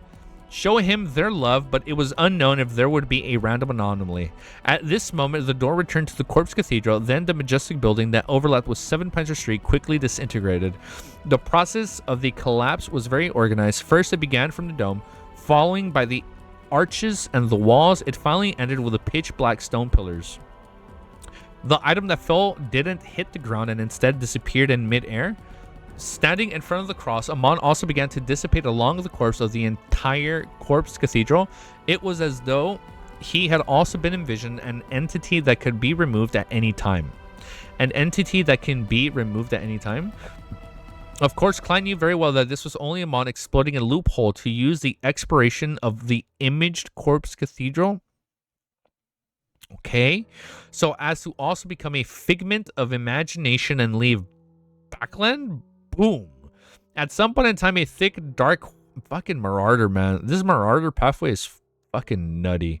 At some point in time, a thick, dark cloud appeared in midair. A ball of lightning the size of a house dragged a silver-white stream of light as it ruthlessly smashed onto the Corpse Cathedral and AMON's body and had not completely disintegrated. Oh, shit. They coming. A fine crack appeared on AMON's crystal molecule. Oh, it cracked? It cracked? That's the first time we've ever seen his molecule crack. Wait, it actually took damage. A fine crack appeared on AMON's crystal molecule at some point on his head collapse. Oh shit. However, this angel of time didn't panic. When his face twitched uncontrollably, he maintained his smile and held the crystal pillar formed from light and shadows like an illusion. He completely disintegrated as the sea of light that filled the corpse cathedral vanished. And the next second, the pitch black and bone-embedded towering cathedral returned to the realm of fantasy. Okay, so it's non-existent now? The house on 7 Pine Street remained, but there were exaggerated marks on the living room's floor. The mark was like a person lying there having turned to ashes. This was left behind by the countless avatars. Wait, what? This was left behind by the countless avatars of AMON after they were smawed apart. However, Klein knew that AMON's true body had successfully escaped and has achieved his desired goal, which was... when he recovered the Kings of Angels was just short of a ritual to reach the divine throne and become the embodiment of all the erroneous in the world. After I swapped the main door of the Corpse Cathedral, the first one to notice and react to his was the Lords of Storms. Yeah, that's why he fucking hit it with lightning. The goddess really has no way of performing a divine descent. I thought when it showed the black cloud or whatever, like, oh, it's her, like concealment, but no, it was just Gods of Storm. Got it. Okay. The goddess really has no way of performing a divine descent. She can only use various mediums to interfere with reality, making it difficult for her to affect him when he is prepared. So if she can't descend, we gotta go to her on the moon, dude. I was still feeling happy for myself that I managed to escape from AMON. I was satisfied that I had repeatedly avoided him and didn't fall into his traps, but in the end, he ended up pulling off such a huge stunt without any prior warnings. When did he transfer his focus to Backland? It should be after I decided the laws to resurrect elsewhere. He caught a hint of Palazaros as well as the fact that there is a connection between him and me. Oh. He began to target the last sequence one beyond her characteristics so as to become a true god. Back then, Leonard didn't explain in detail when he was praying. He only mentioned that there was a problem with the treasure trove of the Jacobs family. For a Sequence 1 angel who's so familiar with AMON not to notice anything amiss and fall into his trap, AMON must have been doing something incredible again. Phew, although I've rapidly grown in my battle of wits with AMON and completed a transformation, the fact that he can keep up with this, I'm still far from being a top swindler like him. I'm still too tender. Once AMON became a Sequence 0 error and can even traverse the land, it will be tough for me. No, I have to figure out the Marauder Pathway ritual to become a god. I need to think of a way to do some damage. I can't let AMON easily ascend to the divine throne. But can this be what AMON wants? Maybe that's not even his goal. He probably still just wants the Pharaoh. He doesn't care about hitting the divine throne or whatever. He probably doesn't even care about that. But can this be what AMON wants? He will deliberately hold a ritual and wait for me to knock on his doorsteps. As his thoughts raced, Klein let out a long sigh. Then he sent a message to Leonard in a tone to the fool. There's no need to pray. In St. Samuel Cathedral, Leonard had just emerged from the soul in the garden. He was trying to rush into the prayer hall when he heard Mr. Fool words, there's no need to pray.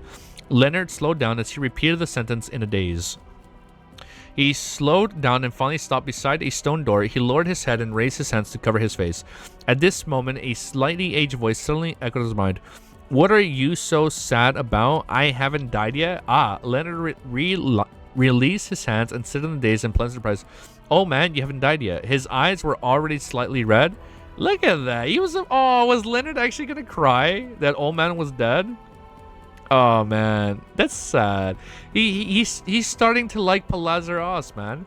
His eyes were already slightly red. Look at you, what are you saying? Palazaros' voice was clearly awake. Ahem, to put it simply, I've died once, but not entirely yet. Oh? Leonard finally, I assume from back then. Leonard finally heaved a sigh of relief and looked around, seeing that no one was paying attention. He lowered his voice and said, did you successfully deceive AMON?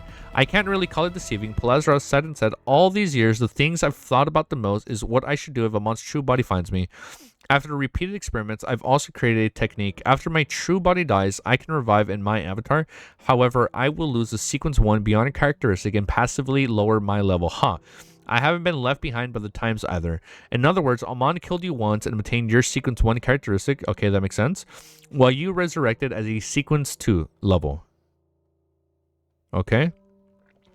Leonard had a rough idea of what was going on as he asked in confirmation. Palazaros sighed and replied, something like that. Actually, it's not like AMON didn't notice it. He didn't do anything to stop it when I pushed you out of the Corpse Cathedral. He just wanted to leave some hope for me and make me lose my will to fight to the death in the upcoming battle. That's exactly what he was doing to fucking Klein for Sephara. He wanted him to lose all hope. So if not for that, I wouldn't have been able to be finished by him so quickly. After all, I basically recovered after observing the treasure trove beyond her characteristics. Leonard blurted out in surprise, old man, you pushed me out of the Corpse Cathedral because I have your avatar in me? Oh, he has his avatar in him. Palas immediately scoffed. What do you think? Do you really think I'm treating you like a grandson? Don't you have other avatars? Oh shit, drop my mic. Like, what, you're not doing it because you like me? Oh wait, hold up. Let me turn off my blue light filter. One sec. Don't you have... Wait, what do you think? Wait, what do you think? Do you really think I'm treating you like a grandson? Don't you have any other avatars? Leonardo muttered. Palas grunted aside. Amon actually lied to his avatar. I must admit that he pulled a fast one on me. If it wasn't for the fact that he learned that the Angel of Time didn't know the exact situation of the Jacobs family, treasure trove back then, he observed Amon's avatar. He definitely wouldn't have taken more caution of the matter and would have made more adequate preparations for Amon's appearance. This was the most important reason. As for the other matters regarding the Jacob family, ancestors, or Klein Serenity playing hide and seek with Amon's true body in the Forsaken Lands of Gods, most of them were key in him making up his mind. Leonard, does Easy know about the TG? About Jacob family? Probably not. Amon said he took over the ancestor. Wait, which part exactly? Oh, just the part where Amon took over? Yes, he does. Okay. I was like, wait, like, what is he hinting at? What do you think? Do you really think I'm treating you like a grandson? Do you have any other avatars? Leonardo muttered. Palas grunted inside. Amon actually lied to his avatar. I must admit that he pulled a fast one on me. If it wasn't for the fact that he learned that the Angel of Time didn't know the exact situation of the Jacob family treasure trove, back when he observed Amon's avatar, he definitely would have taken more caution on the matter and would have made more adequate preparations for Amon's appearance. This was the most important reason. As for the other matters regarding the Jacob family, ancestor of Klein Serenity playing hide and seek with a monster body in the Forsaken Lands of Gods, none of them were key in him making up his mind.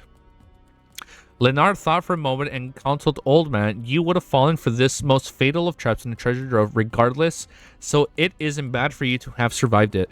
That's not it. Palas immediately refuted. If I had a premonition that something dangerous would happen, I would have directly taken up faith of a true god and become their grounded angel. Palas. With their protection, I would head to Jacob family's treasure trove. Sigh, after I observed... Wait... Sigh, after I absorbed the characteristic and regained the strength of a sequence 1, I was considered this problem. Should I join the Church of Evernight or work with a fool of yours, or remove the parasitizing and hide from Amon like before? Upon saying this, his emotions became very complicated again. Old Man really has quite a plan. Why are you so familiar with seeking refuge from a deity? Leonard slided inwardly as he focused his attention on the most important matter. Old Man, after Amon obtained your sequence 1 beyond a characteristic, will he be preparing for the Apotheosis ritual? Probably. Alright. Yes, Palas replied in a deep voice. This means... Wait here, one was on the chapter. I got you. Let me read it right now. This means that for a very long period of time, your former colleague and ourselves would at most be harassed by Amon's lower level avatars or nothing at all.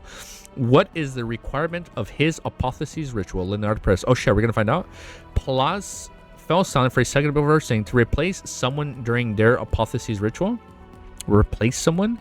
At this point, Palas laughed self-deprecatingly. Amon's next focus will definitely be the Apotheosis ritual. This will be our last moments of peace and quiet. Once he becomes a god, he will definitely come to you to deal with the fool through you.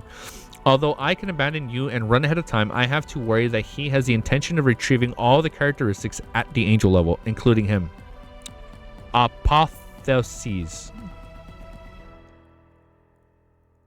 I got it. We're gonna figure it out right now. I got you. Apotheosis. Hold up, text to speech. Place someone during their apotheosis ritual. Apotheosis. Their apotheosis ritual. At this point, Palas laughed self-declaring. Got it. Although I can abandon you and run ahead of time, I have to worry that he has the intention of retrieving all the characteristics at the angel level. You're missing the E? Let me practice it right now. Hold up, there's like 5 more sentences, and then we'll practice. Gain control of those rare spirits as soon as possible. Gain control of those rare spirits as soon as possible. Digest a potion and become a demigod. Wield a holy artifact and obtain the favor of Evernight. Leonard's expression turned serious as he slowly nodded. He merely found a quiet spot and informed Mr. Fool through a prayer of the key information. Someone else's apotheosis ritual. Someone else's apotheosis ritual? Apotheosis. I'm saying it wrong. I'm sorry. Someone else's apotheosis ritual. The only one who seems to be able to become a god anytime soon is Adam? AVA? Amon versus Adam? It's good if two brothers end up fighting. Oh, Amon versus Adam. It's good if two brothers end up fighting. Holy shit, this is a huge W. Apotheosis. That's a big clap right there. You fucking got it, man. Oh, man. The only ones who seems to be able to become a god anytime soon is Adam. It's good if the two brothers end up fighting. The final period of peace, I hope that an avatar that Amon leaves behind to interfere with me won't be too strong. I hope that I can find traces of their dark demonic wolf as soon as possible. I hope that Dorian will agree to the deal, climb side, and return to the real world. He continued walking in the dark with his lantern raised. Easy, who are you supporting, Adam or Amon? I don't know, man. That's hard. Wait, hold up. I was gonna ask, can you guys help me understand what just happened with the whole Jacob family? But I think you guys actually broke it down for me. Hold up. Let me scroll up. Okay. Basically, the only thing... Hold up, before I read it.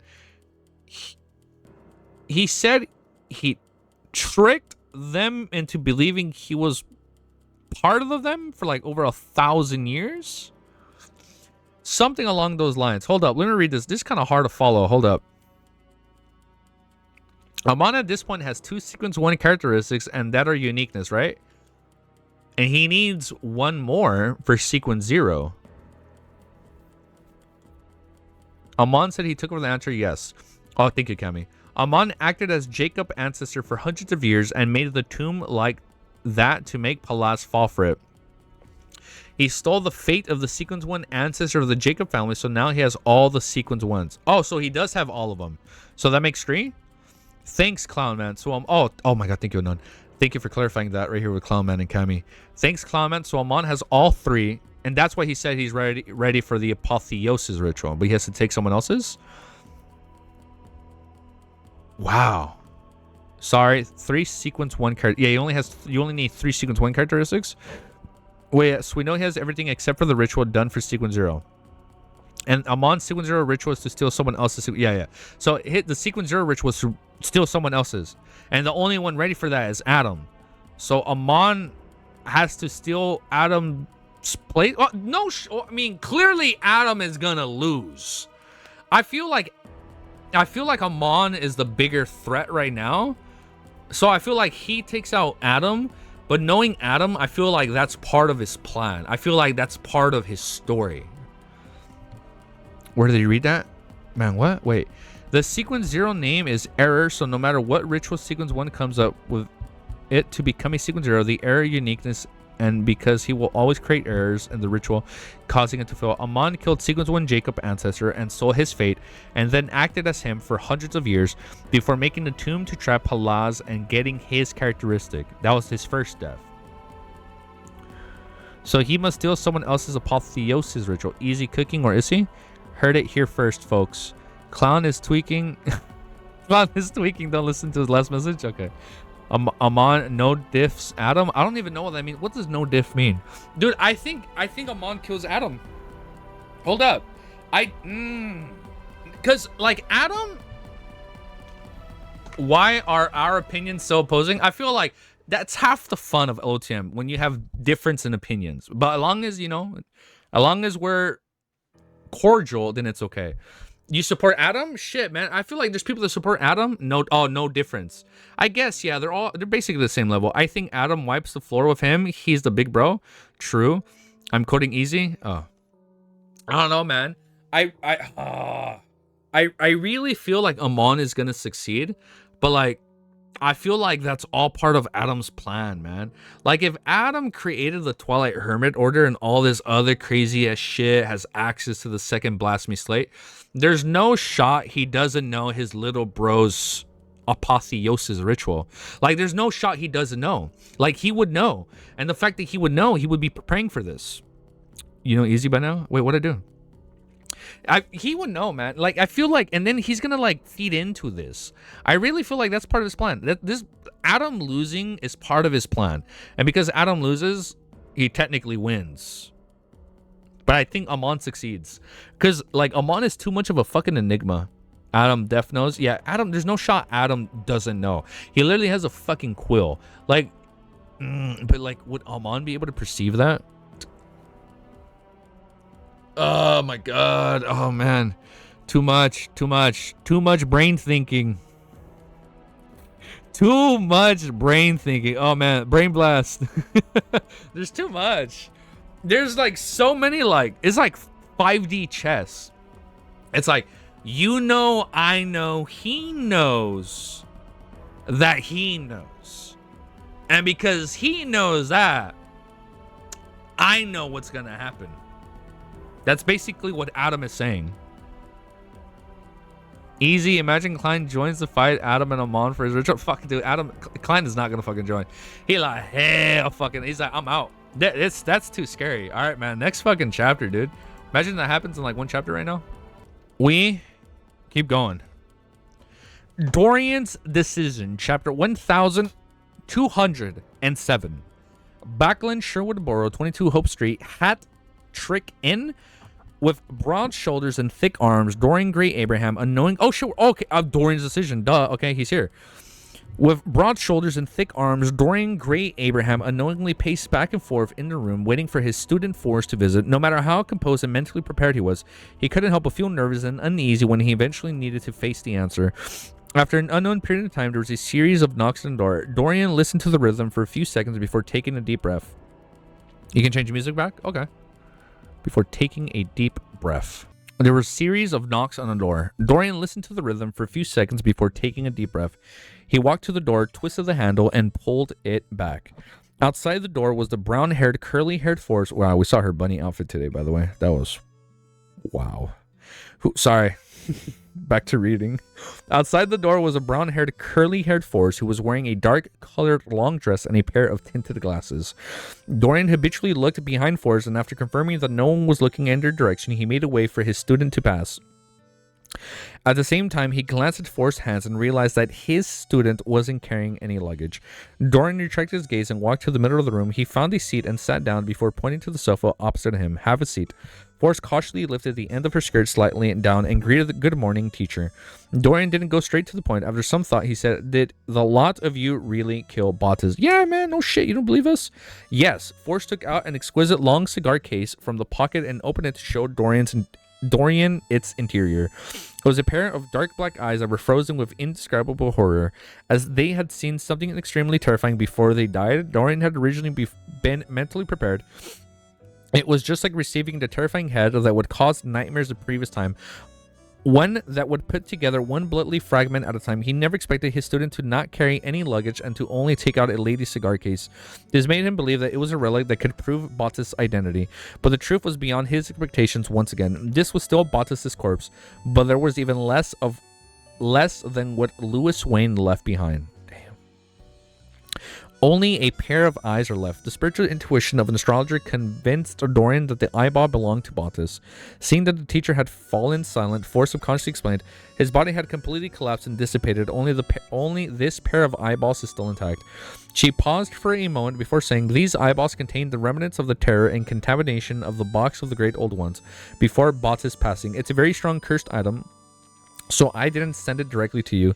It would cause terrible things to happen to the postman." Good for her, she didn't send it. I feel so bad for postmen in this series, for be honest, are just mailing shit. And he might even die unknowingly. The corruption of the box of the Great Old Ones. Dorian nodded in enlightenment and sighed with a smile. Did he eventually die under the hands of the box of the Great Old Ones? This is really fate. Fate is a tricky thing. The first item the Bottas had stolen after betrayal from leading the Aurora Order was one of the box of the Great Old Ones. Oh, I remember he stole like a handful of them. It said he stole like at least almost... I remember it said Bottas almost stole like half of their sealed artifacts. And this was one of the first ones, Box of the Great Old Ones. Forrest had heard Ma'am Hermit and Mistress's description of the general situation as a private gathering where they distributed the spoils of war. She learned how gorgeous and dangerous the battle she had missed was. She thought for a moment and said, "You could say that." However, before he was contaminated by the Box of the Great Old Ones, he had already begun losing control. Dorian wasn't surprised and said to his student, "Keep it up. This is the spoil of war you deserve." After Forrest closed the cigar case and placed it back into her pocket, Dorian leaned back forward, clasped his hands, and touched his nose. Bottas was one of the most talented apprentices I have ever seen. Wow. Who knew that he would end up like this? I was doom scrolling till so late last night that even the Anticipho started sending me reels telling me to go to sleep. Like go to bed. Having said that, Dorian let out a long sigh as though he was recalling and confessing something. Forrest didn't know much about the details of what had happened back then, so he didn't dare to speak recklessly. She could only remain silent and wait for her teacher to recover from his mixed emotions. 10 seconds later, Dorian straightened his body and asked, "How did you digest the scribe potion?" This wasn't only to show concern from a student, but also to accumulate experience to provide some guidance to the other members of the family. Forrest's expression immediately turned complicated, as though she was recalling something she didn't wish to recall. And it's mainly because someone had provided me with help. On one hand, I recorded a lot of unique or high-level abilities. On the other hand, I was brought to many places in the past few months where I recorded different cultured and beautiful sceneries.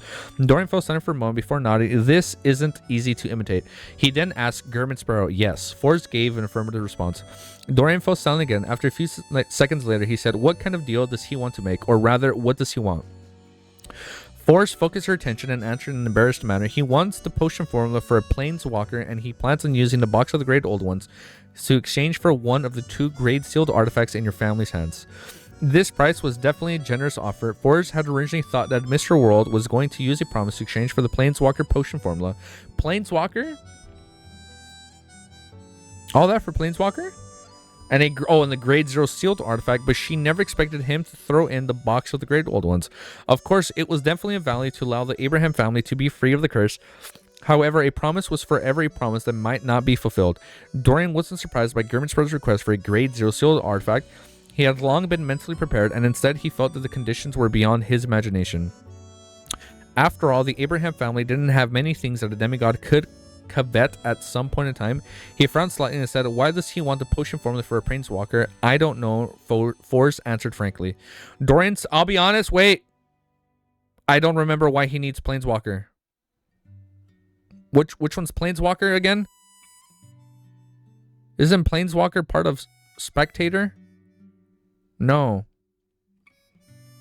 Oh, it's so hard keeping track of all of these. I forget which one planeswalker is part of. I don't know. Forrest, to switch pathways to door, it's for that, right? So he's not go. Oh, you're right. You're right. Okay, wait. Wait. I didn't forget. I didn't forget. Remember how I told you guys that I don't want him to change?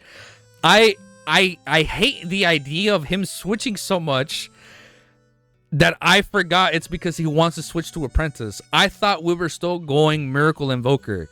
We're not going Miracle Invoker. I forgot about that. I thought we were still going Miracle Invoker. I'm sorry. Full transparency. I thought we were still going Miracle Invoker. No, we're not. We're not going Miracle Invoker. I forgot Apprentice is compatible.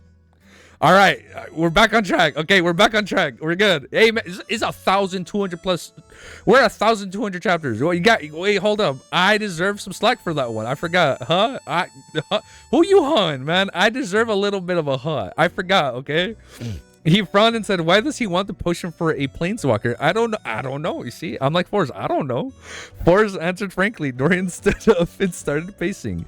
Suddenly, he stopped and looked at Forrest. "I need to meet him and have a chat before I make a decision." Oh shit, face to face. That's exactly my reaction right now. He's gonna be like, "Hey man, what do you mean?"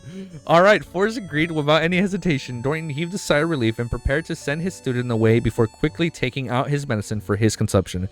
He had arranged for me at time because he had taken into consideration that his curse would happen at any moment. If anything were to happen, the enemy wouldn't be able to channel his spirit at any time. However, after Forrest got up, she didn't walk to the door. She stood on the spot and grabbed at the void.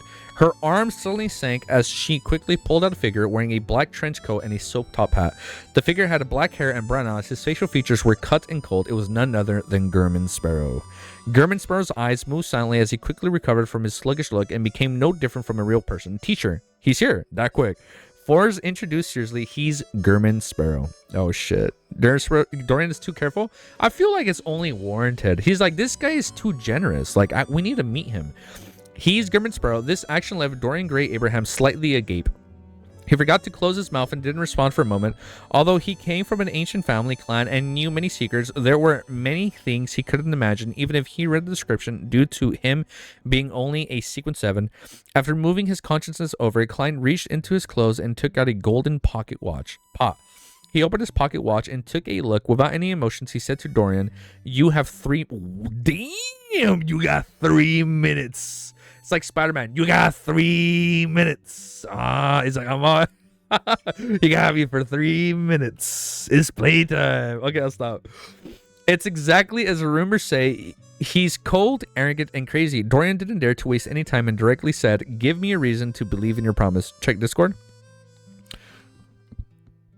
We'll check it. You have 3 minutes is exactly as the rumors say. He's cold, arrogant, and crazy. Dorian didn't dare to waste any time and directly said, "Give me a reason to believe in your promise." As he closed his pocket watch, Klein places it back into his inner pocket and said, "In truth, I'm already aware of the ritual that allows Mr. Dor to return." Dorian's eyes lit up. Just as he was about to ask, he heard German Sparrow calmly add, "But I don't plan to do that." Why? Dorian and Forrest were puzzled, but only dared to ask while the other didn't. Klein looked out the window and said, "Do you know about the corruption from the cosmos?" When it came to understanding the cosmos, the Abraham family was definitely ranked first outside of the true deities and angels. Klein believed that they must have left behind some hints and hidden records. Dorian nodded solemnly and said, "Yes. I suspect that Mr. Dor has been corrupted by the cosmos." Klein explained simply, "As for my promise, it can be fulfilled right away. However, you might not be willing to do so. Furthermore, it doesn't completely resolve the curse."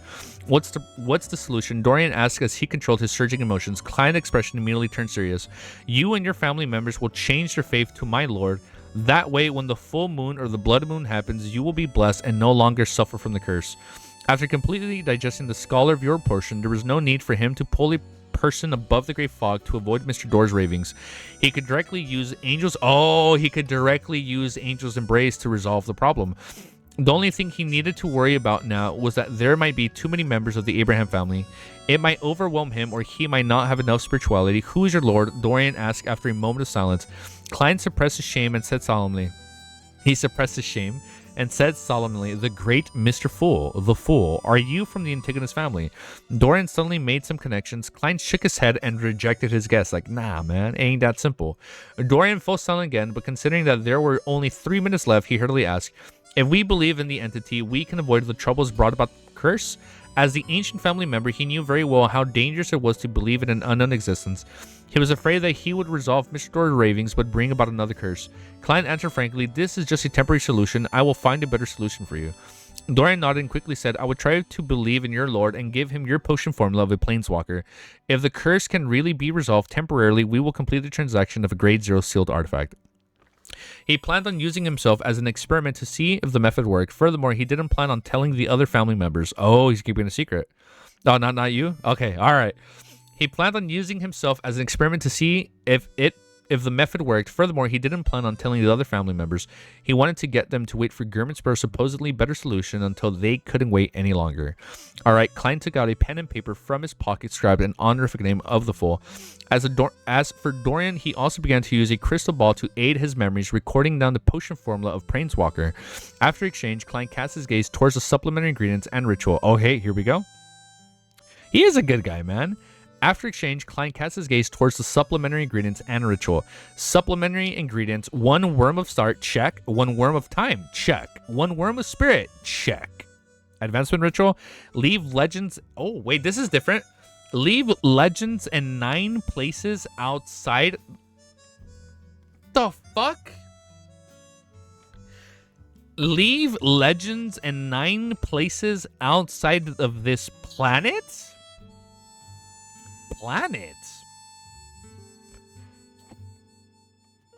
Hell no. Wait, does that... Wait, like... Wait.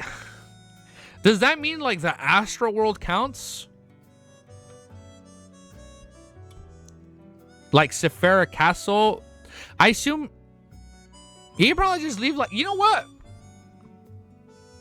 I feel like Klein could just, like, leave... Oh!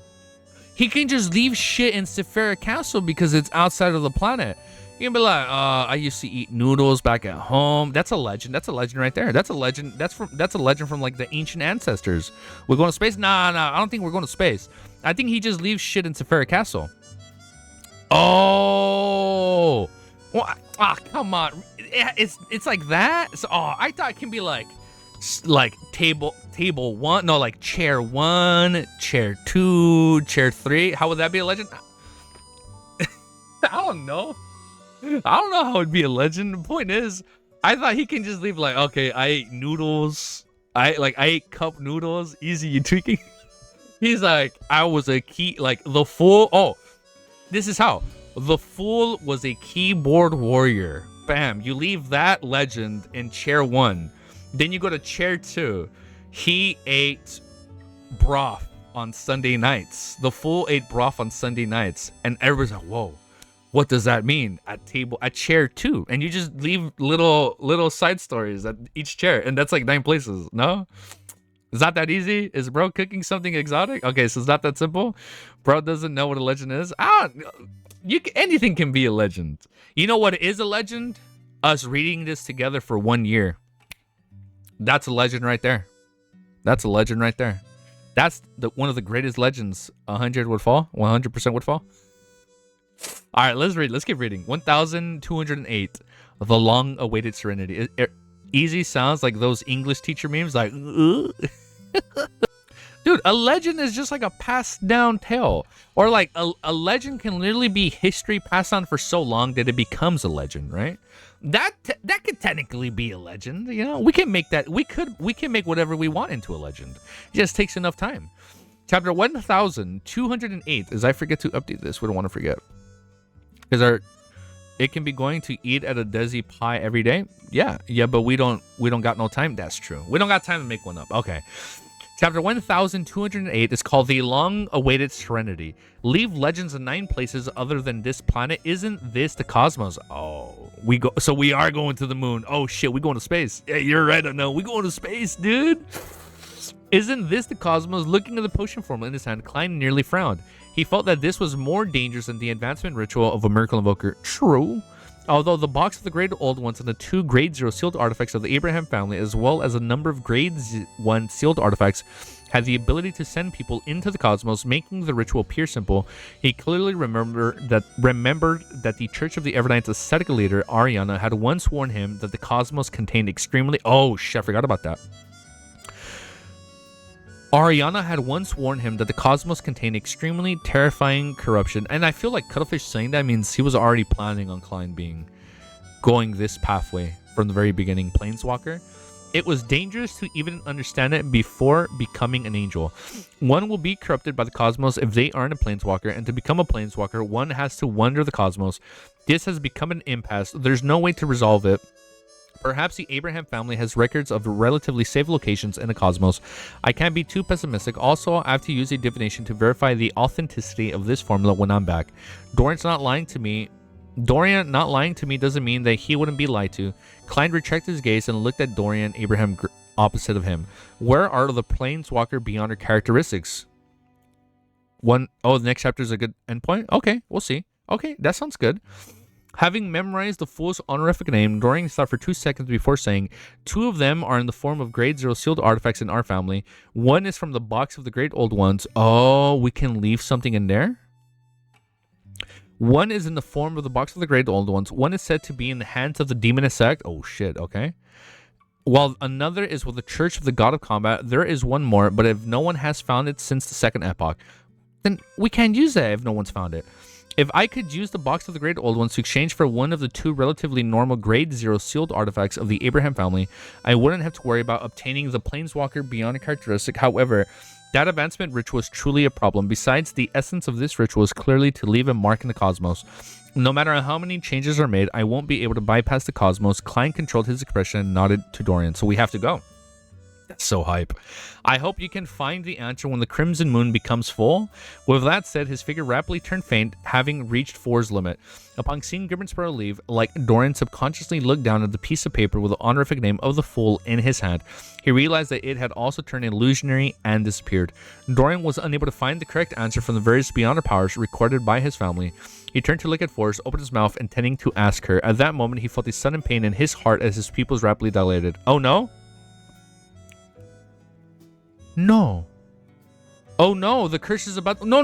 Wait, what? Oh no, the curse is about to act up. Dorian hurriedly reached into his pocket to retrieve a small metal bottle. He opened the lid. Oh shit, the thing that's gonna kill him doesn't drink. Okay, we're good. He drank it. He opened the lid and gulped it down, clang. His actions were so hurried that the lid of the metal bottle fell to the ground. Forrest watches her teacher turn pale. She watches the clutch his chest, unable to react to what had just happened. As a former surgeon, she quickly came to a conclusion and hurriedly said, "Teacher, are you having a heart attack? Do you have any special medicine?" After asking the last question, Forrest realized that she had been overly anxious and concerned, making her appear a little silly. Oh, man. Yes, okay, it's the poison. I thought it was something else. I was getting a little scared. I was like, no shot, he dies.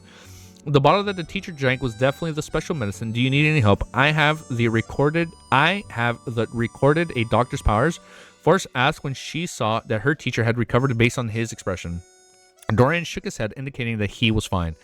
At the same time, he said inwardly, "It's because you didn't do as I planned and had directly summoned Gurman Sparrow into this room, causing me not to have time to drink the medicine." Also, he forgot to drink it. Sonia Sea, the capital of the Roasted Archipelago, the city of generosity, Bam. The Blue Avenger docked at the port in the evening. During this period of time, the damage borrowed at the sea traffic of the Sonia Island by the Church of the Lord of Storms had finally attracted the actions of the Phasic Empire's demigods. Many captains had died in the line of duty, and their fleet had suffered a severe blow. Alger Wilson and his crew avoided this attack while hiding in the primitive forests of the island while waiting for an opportunity to attack the port. After the Church of the Lord of Storms and the Loan Navy Army declared that their goal for this battle had been achieved, they returned to Pazu Island to rest since it was over. After that, Alger deliberately engaged in battle. He appeared pious, passionate, and fervent. He was praised by the cardinals as a result. This was because he was familiar with the area around the Roasted Archipelago. Without a doubt, he had been sent here to strengthen the naval forces of the important colonies. Of course, in order to avoid the conflict with the past identity, he also made preparations for other matters in the future. Alger and his crew arrived in Bam in the name of the recruiting pirates. Easy would enjoy reading the names of places in COI. Ooh, that does sound exciting.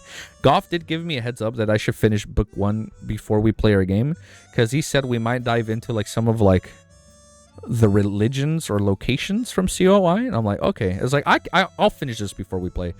In this war, many pirates, or I assume by the time we get to that point in our game, I would have already been done with book 1. In this war, many pirates were recruited, effectively making up for those losses of naives of the various countries. Just like the recruitment mercenaries during the early and mid stages of the Fourth Epoch, taking advantage of the fact that there was still some light in the sky, Alger got off the boat and headed straight for the Sea King John Coatman Cathedral of Waves. Surely, of course. As a Sequence 5 Ocean songster, he had the right to directly meet the Church of the Lords of Storms Cardinal, a high-ranking decon of the mandated Punchers. As he walked, Alger suddenly saw a familiar face. It was a middle-aged man wearing a formal suit, a bow tie, and glasses. He looked rather refined, but Alger was very well that he was a believer of the sea god Calvatua.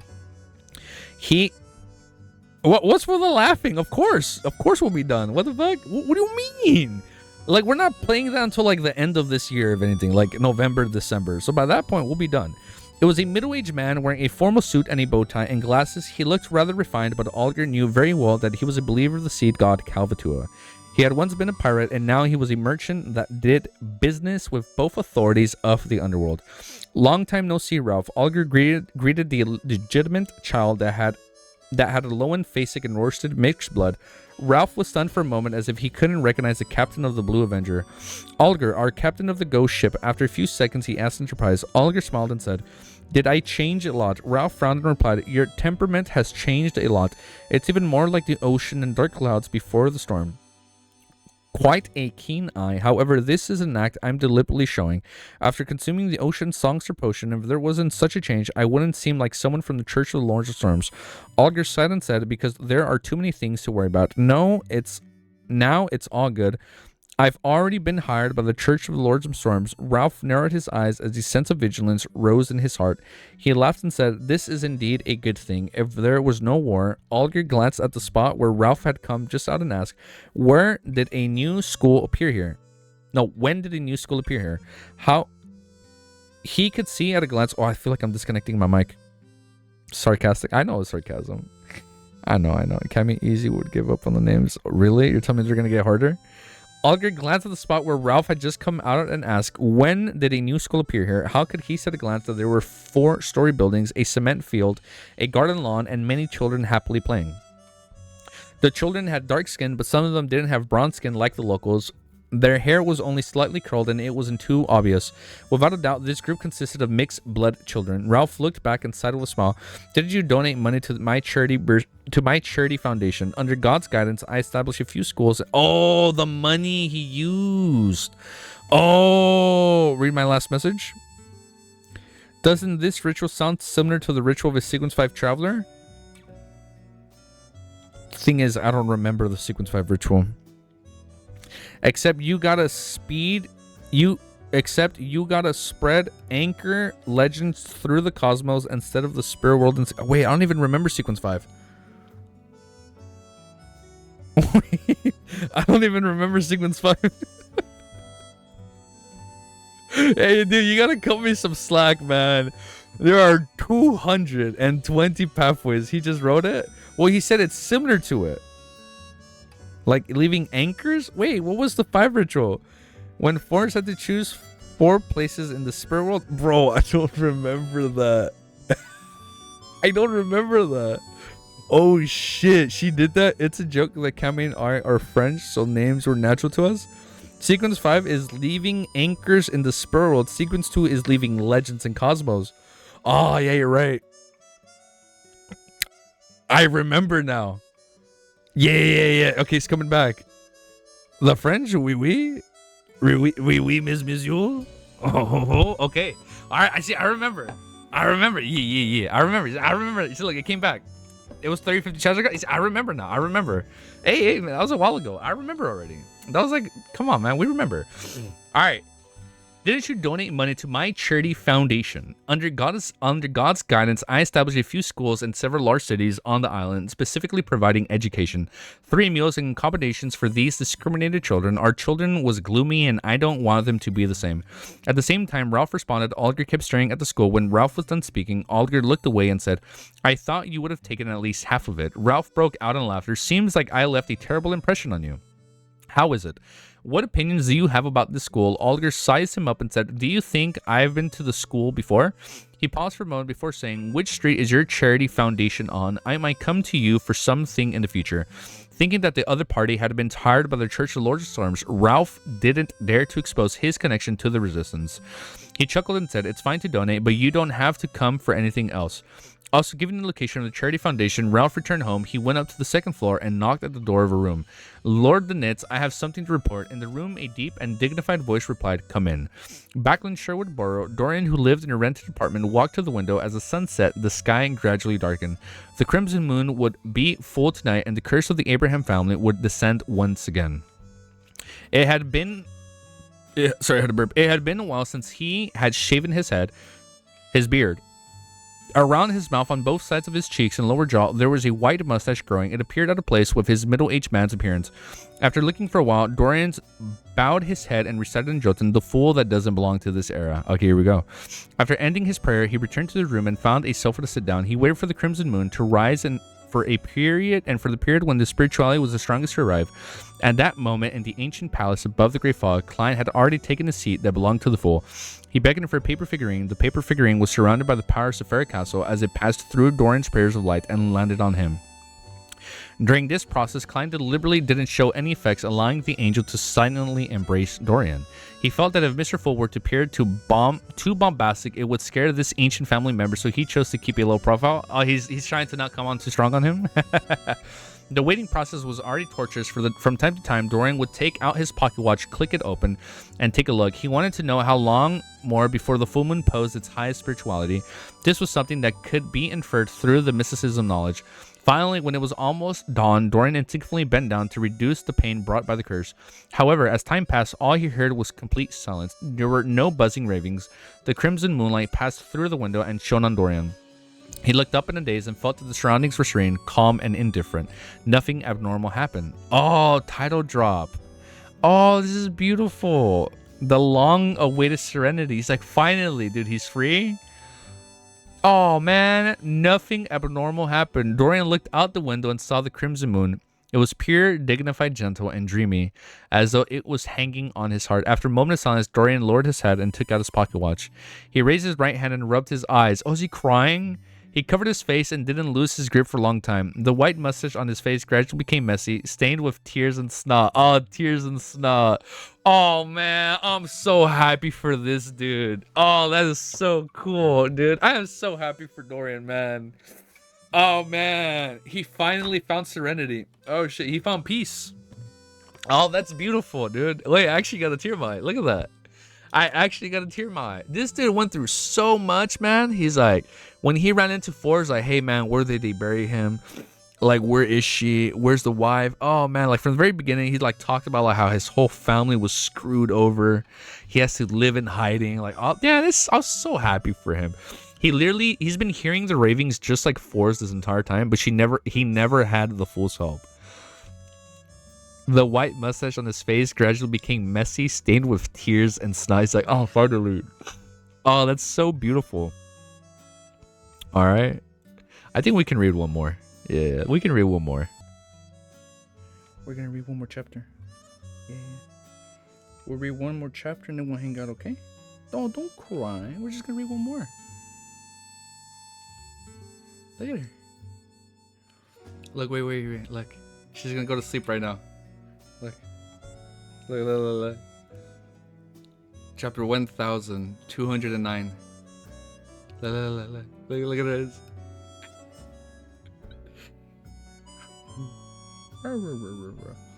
Inside the room, the crimson. Like, I'm reading and she's gonna wake up. Oh, dude, she's dozing off. Like, she's falling asleep in my hand, dude. Inside the room, the crimson glow was like water that soaked every corner. Dorian slowly lifted his head and looked at the full moon outside the oriel window. He didn't look away for a long time as he was admiring a beautiful scenery for the first time. Phew, he let out a breath, stood up and entered the bathroom. He turned on the tap, held a mouthful of bittering cold water and splashed it hard on his face. Ellie. Oh, come on. You're waking up? After washing up, Dorian... Unknown? Thank you, man. Ellie says thank you. Look at it. She's like in Nen mode right now. Oh, you just woke up? Did I wake you up? Oh, look. She'll fall asleep on my lap right here. Not so cute, dude. She's beautiful, man. Did I know, man? Thank you so much. Holy shit, dude. Thank you. I lost my place, but it's okay. He let out a breath. Oh, wait. He let out a breath, stood up and entered the bathroom. He turned on the tap, held a mouthful of bittering cold water, and splashed it on his face. After washing up, Dorian wiped his face with a towel and returned to the living room, sat on the sofa. He lowered his head and muttered piously, "Praise be to Mr. Full." After completing his prayer, he walked into the study, took out a pen and paper, and wrote to Forrest. "Please tell Mr. Gurman Sparrow that I have confirmed his promise. I hope he can find a better way to resolve his curse. I will gather the other members of my family to discuss if I should use the other 2 Grade 0 sealed artifacts in exchange for the box of the Great Old Ones. Here, let me introduce 2 Grade 0 artifacts." Oh shit, and we get 2 choices. Title drop. We get to pick from these. Let me introduce the 2 Grade 0 artifacts that Mr. Gurman Sparrow will have sufficient time to consider which one he wants. One of them is the scroll of God. Oh man, now let's go back to reading after letting her out. I know, that's sad, dude. Having a dog is one of the most beautiful things ever, but like, yeah, I guess there's that also other side of the coin, man, where it gets really sad at the end. Please tell Mr. Gurman Sparrow that I have confirmed his promise, and there's 2 choices. One of them is called Scroll of God. It looks like an ordinary oil painting in a brass frame, but its contents on it will change at random. When it shows different locations, the wielder can change the surroundings of the target, allowing the corresponding scene to descend. Oh, that sounds really good. When it shows different figures, the wielder can allow those people to attack their targets with 1 target per figure. When it's present an abstract image that cannot be understood, different real effects will happen, and the only thing we can know about the corresponding relationship is a very small portion. When it depicts doors opening different doors, we'll move 1 to different places. There's no way to predict where the destination will be. Oh, it's randomized. It can be used to exile its target. Oh, when it shows the dark underground or deep cosmos, it will be extremely dangerous. It has to be sealed. If one looks at it or takes a marvel of the oil paintings, then the person inside it will come to life. This sounds so dangerous. Oh, you finished? Paragraph and starting left. Also enjoy the time you have with Ellie. Oh, thank you, man. Dude, good for you. Hey, good for you too, bro. Holy shit, man. Congrats. You made it. What must pay attention to it when sealing it? Once upon a time, when one of my family branches were in charge of the scroll of God, there was a mistake. No one appreciated it for a full minute. And at that moment, it presented an image of an angel revolving around a deity. Then the deity came alive and walked out of the oil painting, which was the branch of my family was destroyed just like that. There were only a few members remaining who had lost their minds, while the deity had gone somewhere unknown, but the painting was left behind. We had been worried for quite some time, afraid that the deity would destroy the world. Fortunately, he never appeared again. Perhaps he had already been noticed by the 7 deities and was dealt with. This has to come back later. Of course, we can't rule out the possibility that this is a story made up of those people who have lost their minds. Oh, okay. However, for most of the members that have died overnight with a small number going mad, that itself implies enough. The other grade 0 sealed artifact is called Staff of Stars. Staff of Stars. It appears a staff. Hold up. We can use a staff. Hold up. Staff. Well, that's very in line with a seer. Hold up, very mysterious, holding a staff. I think we go with the Staff of Stars. Cosmos, stars, staffs, Evernight, mommy, out in space. I can see this happening. Its appearance is a black king with embedded gems. While holding on to it, using corresponding scenes in your mind, one can truly exist, like the historical void projection, one that truly exists and is still in existence. That staff will transport you directly to the destination, but you must be careful. This could work because we don't have creeping hunger. We don't have creeping hunger, so we can use this. Oh, he can use this to get out of the Forsaken Lands. But you must be careful. The scene depicted must be absolutely correct. Every detail must be accurate. There cannot be any differences with the original. Otherwise, you will never know where your destination is. Similarly, while holding onto the Staff of Stars, if some beyond power or figures appear in your mind, this king will reenact the corresponding powers and person. The latter will be a single attack. You're attacking the person, right? It's not attacking you. Your professor wants mysterious. Your professor wants Chicago. Oh, for his essay. The latter will be a single attack. To achieve such an effect, one has to have sufficient understanding of the powers and figures. Otherwise, you have no idea what kind of anomaly will happen. Once someone used the Staff of Stars to release Lightning Storm, but he ended up turning himself into a frog. Recovery was only possible once the method to remove the curse was found. The Staff of the Stars is officially hard and cannot be used to attack. A person struck by it will randomly mutate or suffer strange effects. Previously, I used the Staff of the Stars to hit a Beyonder from the Aurora Order. Oh, so he used it. Okay. The left side of his body was moved outside a door, and his right side remained where it was. His organs splattered out as a result. What the fuck? The Staff of the Stars was randomly moved out. If it wasn't properly sealed, it might disappear at some point in time and escape your control. That sounds so dangerous. When holding it, one's head has to be empty most of the time. This is because once an image appears, it can trigger the effects I described in the beginning. If there's no one holding onto it, all sorts of abnormalities will happen around the Staff of Stars. It's hard to predict what will happen. It has to be sealed. Burn upon reading. After writing the letter, Dorian read it several times to make sure that there were no mistakes before stuffing it into an envelope and pasting a stamp on it. At that moment, in the ancient palace above the great fog, through the prayer of point of light, I said Cammy because I read your name and instead of Klein said Cammy. Cammy had watched Dorian's entire process. Klein had watched Dorian's entire process of writing the letter. I seem to have forgotten to tell him that he can pass the corresponding information to Gurman Sparrow through Mr. Fool. That's good too. I'll just treat this as a benefit of being the formal member of the Terror Club. If every believer were to do this, I wouldn't be able to cope if I didn't leave any worms of spirit in Safari Castle. Yes, this can only effectively maintain Mr. Fool's prestige. It will ensure that the Abraham's family won't dare to belittle Mr. Fool. Klein mumbled before turning his attention onto the 2 Grade 0 artifacts. He once again confirmed that Grade 0 sealed artifacts had severe negative effects and couldn't be used as common items. I don't know. Okay, maybe. Yeah, true. Of course, their powers had extremely terrifying and potent effects. They were worthy of a Grade 0. In comparison, the Staff of Stars is more suitable for me. Check. I can get mistresses to hypnotize me in advance so that my subconscious thoughts won't appear in the form of an image or scene. Only by consciously willing it into my mind will I be able to form the outline of a scene. I wonder, oh, okay, with a manipulator, we'd be able to use it. I wonder if the residents of the City of Silver will be able to leave the Forsaken Lands of Gods with the Staff of Stars. Holy shit. In their hands by just outlining the scene of Backland streets in their minds, but there's no way to hypnotize them before this. They haven't really seen Backland. Even if they restore the corresponding scene, it's difficult for them to accurately outline the details. Oh, you need the details. Anyways, it's very troublesome, but I can give it a try and choose a volunteer who isn't afraid of death. Derek. Wait, no, not Derek. He's a Terror Club member. If I can exchange for the staff of stars, there's no need to rush to shatter it and turn it back into a characteristic. I forget we know how to do that. Who knows when it might come in handy. After all, the advancement ritual might not be completed. With the Staff of Stars, I can deal with a dark demonic wolf and escape the Forsaken Lands of Gods right under the Dark Angel's nose. This will give me a little more confidence. Klein sighed as he made a decision. At this moment, he discovered another truth. Another truth. That was, if some of the members of the Abraham family followed Dorian and switched faiths to the merciful, then even if he returned to the box of the Great Old Ones to them, it wouldn't be difficult to borrow it in the future. Oh, you give it back and you can still borrow it. So it all works out. It's a win-win. In other words, out of the 3 Grade 0 artifacts, the Staff of the Stars, the Scroll of the Gods, and the Box of the Great Old Ones, he would gain the right to use 2 of them and have ownership over 1. It's still very useful to develop believers. When the time comes, wouldn't the Abraham family become a subordinate faction of the Terror Club? Oh? However, Dorian definitely wouldn't spread the faith of the Fool so quickly unless some members are already on the brink of losing control. Without the ability to resist the curse of the next full moon, for some reason, he felt that the power of the Terror Club was expanding. True. He thought about it seriously and felt sad that he wouldn't have to respond to his believers 24 hours a day in the future. He's sad.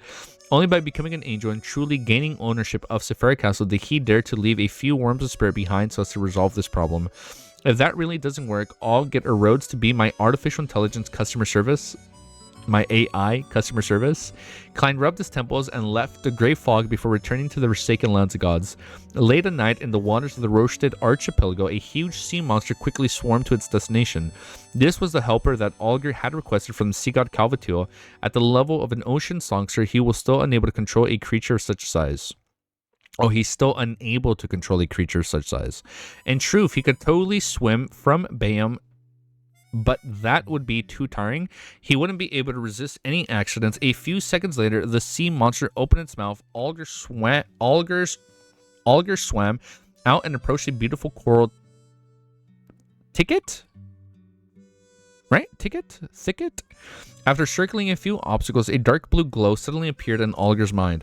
Through this dark blueness, he saw a beautiful coral place. It was so real, but no one could see it unless there was a specific medium. Alger stared at it for a while before swimming forward. He came to the forward of the place and pushed open the door. The churning water came to a halt as Alger passed through the barrier and landed on the ground thanks to the wind. He looked around and saw that there were murals on both sides. The contents of these murals weren't surprising. These people with elven faces mainly focused on resisting the storm. However, Alger noticed that the ships weren't out at sea, but in the midst of a thick, nearly indescribable blackness. This made Alger think of a phrase, abyss. This was somewhere similar to the abyss as spoken in legends, but it's just a little similar, but they aren't any devils either. They seem to be coming from the underground. These murals recorded the history of the elves, but they don't match the corresponding myths. The world said that each elvish world corresponds to a first-generation elf. As Alger pondered, he walked towards the 9 steps ahead. As he drew closer, he saw 2 thrones and a dark blue crystalline coral. On the coral branches, silver boats of lightning flash illuminated the surroundings. Alger held his breath as he slowed down and as his pace went up to the stars to the throne. He extended his right hand solemnly and picked up the coral. With a splash sound, the seawater outside the palace suddenly churned. As for the coral under the cover of a dark blueness, it gradually turned illusory and merged into Alger's body. Lightning bolts bloomed one after another like flower petals. That's a good cliffhanger. Okay. Next chapter, we're reading Moon City. Bro, these scenes, it would hit. Like, it'd be, like, it's so abstract reading it. Like, me, like, I'm a visual learner, so, like, I can't visualize it. I need to see it. Right? Like, I actually need to see it to learn it and visualize it. Like, it's hard for me to visualize these things. Like, when we're reading the Volume 5 fight, the Volume 5 finale. Wait, let me do my timestamp before. Perfect. I made my timestamp before I forget overall thoughts. Like, when we were reading the Volume 5 finale, and Klein was like, oh, and then he uses his, like, his worms, right? Like, his spirit worms, like, as defense, or like when he's like throwing all hundreds of them out in the air. I'm like, okay, wait, it's like I can see the worms. I'm like, okay, it doesn't look flash. In my mind, it didn't look flashy. But then I'm looking at the artwork when he's doing it. It looks so poetic and awesome. You need to become good enough that you would imagine all this in your head. Yeah, like that's the problem. Like, it's hard for me to do that. And that's like I like pictures in my book. Like my only complaint with part 1, book 1, part 1, there's only one picture. There's only one picture in this whole book. There's only one picture. You couldn't even give me like 3 pictures? Nah, but like it's hard for me to visualize this. Like I can attempt to visualize something, but in my mind it doesn't look that, like I can't visually make it look impressive in my mind. I can try. I can do my best. But it's hard for me to do that. Easy, you are quite old now. It's understandable. What do you mean, man? I'm 21 young, bro. What do you mean, dude? You still don't know how they're gonna do it? I'm scared. I'm scared. I'm not scared. Hold up. I'm excited to see how they're going to do this, bro. Like, dude, like it's gonna be so good. Like when fucking Dunn went up against Magoose at the end, and like you see that beautiful flower field of like blue petals just bloom. I'm like, bro, this is the most beautiful shit I've ever watched. And then at the very end, when you see Klein give the flower to them, I'm like, bro, this is the most beautiful thing I've ever watched. And then in my mind, I pictured, I'm like, oh, you just like pop the flower here and there, one thing, like only that. But like the Dunkwa made it look so fucking poetic and beautiful, and like, oh my god, I'm so excited for volume 2, volume 3, and like every other volume to get adapted, bro. Only way I can see is with lots of slow mode and narrator explaining. Easy being 21 and Amon being our friend are the same thing as I'd said last stream. Okay, you got me. 22. You got me. 22. Imagine it's like, I'm actually 41. Imagine that. Damn, dude. All right, man. I think that's it. I think we're going to end it there. So just to be sure. Oh my god, Cammy. Bless you for sending this, bro. I was literally about to ask if there was any artwork. I was actually about to ask if there was any artwork on the corpse cathedral. Wow. So these are all the different bones that look like different species. Holy shit. Is this the door behind him? Oh, this is the cross. I thought it was supposed to be 100 meters. As a person with aphantasia, I will always wonder how it's like to visualize what you're reading. What is that? This Amon doesn't look that good. He looks good. It looks pretty badass. Why is it? Oh, I was like, why is it on his left? No, it's on his right. Sorry, we're different perspectives. Wow, man, this looks good. Jeez, man. Look, like when I'm envisioning him doing that hand thing, I'm like, okay, I get it. But like, you see, I can't picture all this, man. It's hard for me to visualize all this. This is fucking wild. Condition that means you can't visualize anything in your mind. Oh, really? Username? You have that? Oh shit. Really? It's like it's hard for you to visualize something? Oh shit. Okay. Damn, I never knew about that, man. Yeah, I actually never knew about that thing. There's so many like conditions out in the world that I'm not that familiar with, man. It's crazy. Not username element. It's mysterious. Mysterious as it. Oh, mysterious as it. Oh wow, man, that's crazy. I did, but it was Mysterious Fool who said it. Oh, mysterious. Oh, I thought you were saying like, oh. I thought you meant like it's a very mysterious like condition. I'm like, oh, I get the joke. I see the humor in the condition being mysterious. I get it. Okay, that's what you meant. Okay, so username doesn't have it. Mysterious has it. Oh wow, man, I didn't know that about him. Oh man, my heart. That's sad. But like, I mean, if you're already living like that, then I guess you wouldn't feel remorse for it, right? That's crazy, dude. It's like there's so many things out there, man, that I just don't know about. I don't have anything. No, I'm good. I had surgery when I was a child. Well, that's pretty much it. I'll save that story for another day. I said it before, only about 1% of people have a variation of it. You did say that, Mysterious. I forgot about that. You did say that. I remember now. You said only like about 1% of people have that. I remember. Wow. Memory unlocked. I remember you saying that now. Oh, shit. Yeah, 1% of people have that. I fell down once. I fell down once. I'll tell you this. The one time I fell down, I got this scar. I don't do this little cut right here because I want to look cool. This is just a scar. I fell down once and I got a pretty bad scar. I had stitches, fucking blood everywhere. Oh, it was bad, bro. Though there's very little research on it. I assume because only 1% of people have it, there's very less research on it. Impressive since I've said this like 5 months ago. I remember that part when you said, yeah, like 1% of people have it. I'm like, oh shit. All right, man. But I'm gonna let you guys go. Have a beautiful, amazing day. I feel like we read a lot. We've been live for quite a bit, but we were trying to look at bunny girl outfits, but we didn't want to risk getting spoiled, so I guess we didn't. But you know what? We did some good progress. We did like 10 chapters. See, what do you mean? What do you mean? Damn, he can still remember. Of course I always remember. No, we read 10 chapters. Don't forget. No, we read 10 chapters, not 9. We started... Wait, hold up. No, we didn't. We read... No. Oh, I did an update to 9. Oh. No. We started at 1,200. So we started at 0 to 9. That's 10. 1, 2, 3, 4, 5, 6, 7, 8, 9, 10. We read 10 chapters. What do you mean? Ah, man. You know what's funny? As I'm getting old, I'm getting out of shape. Wait, you know what? I'm sure. You know what? Let's end the video. I'm almost gonna be like, look at my fat stomach. No, I'm not gonna do that for the video. That's only for the live stream. All right, guys. Peace. Have an amazing day, and I'm gonna see you guys all very, very soon. Later, guys. Wait, I'm trying to find the pause button to record. Okay, found it.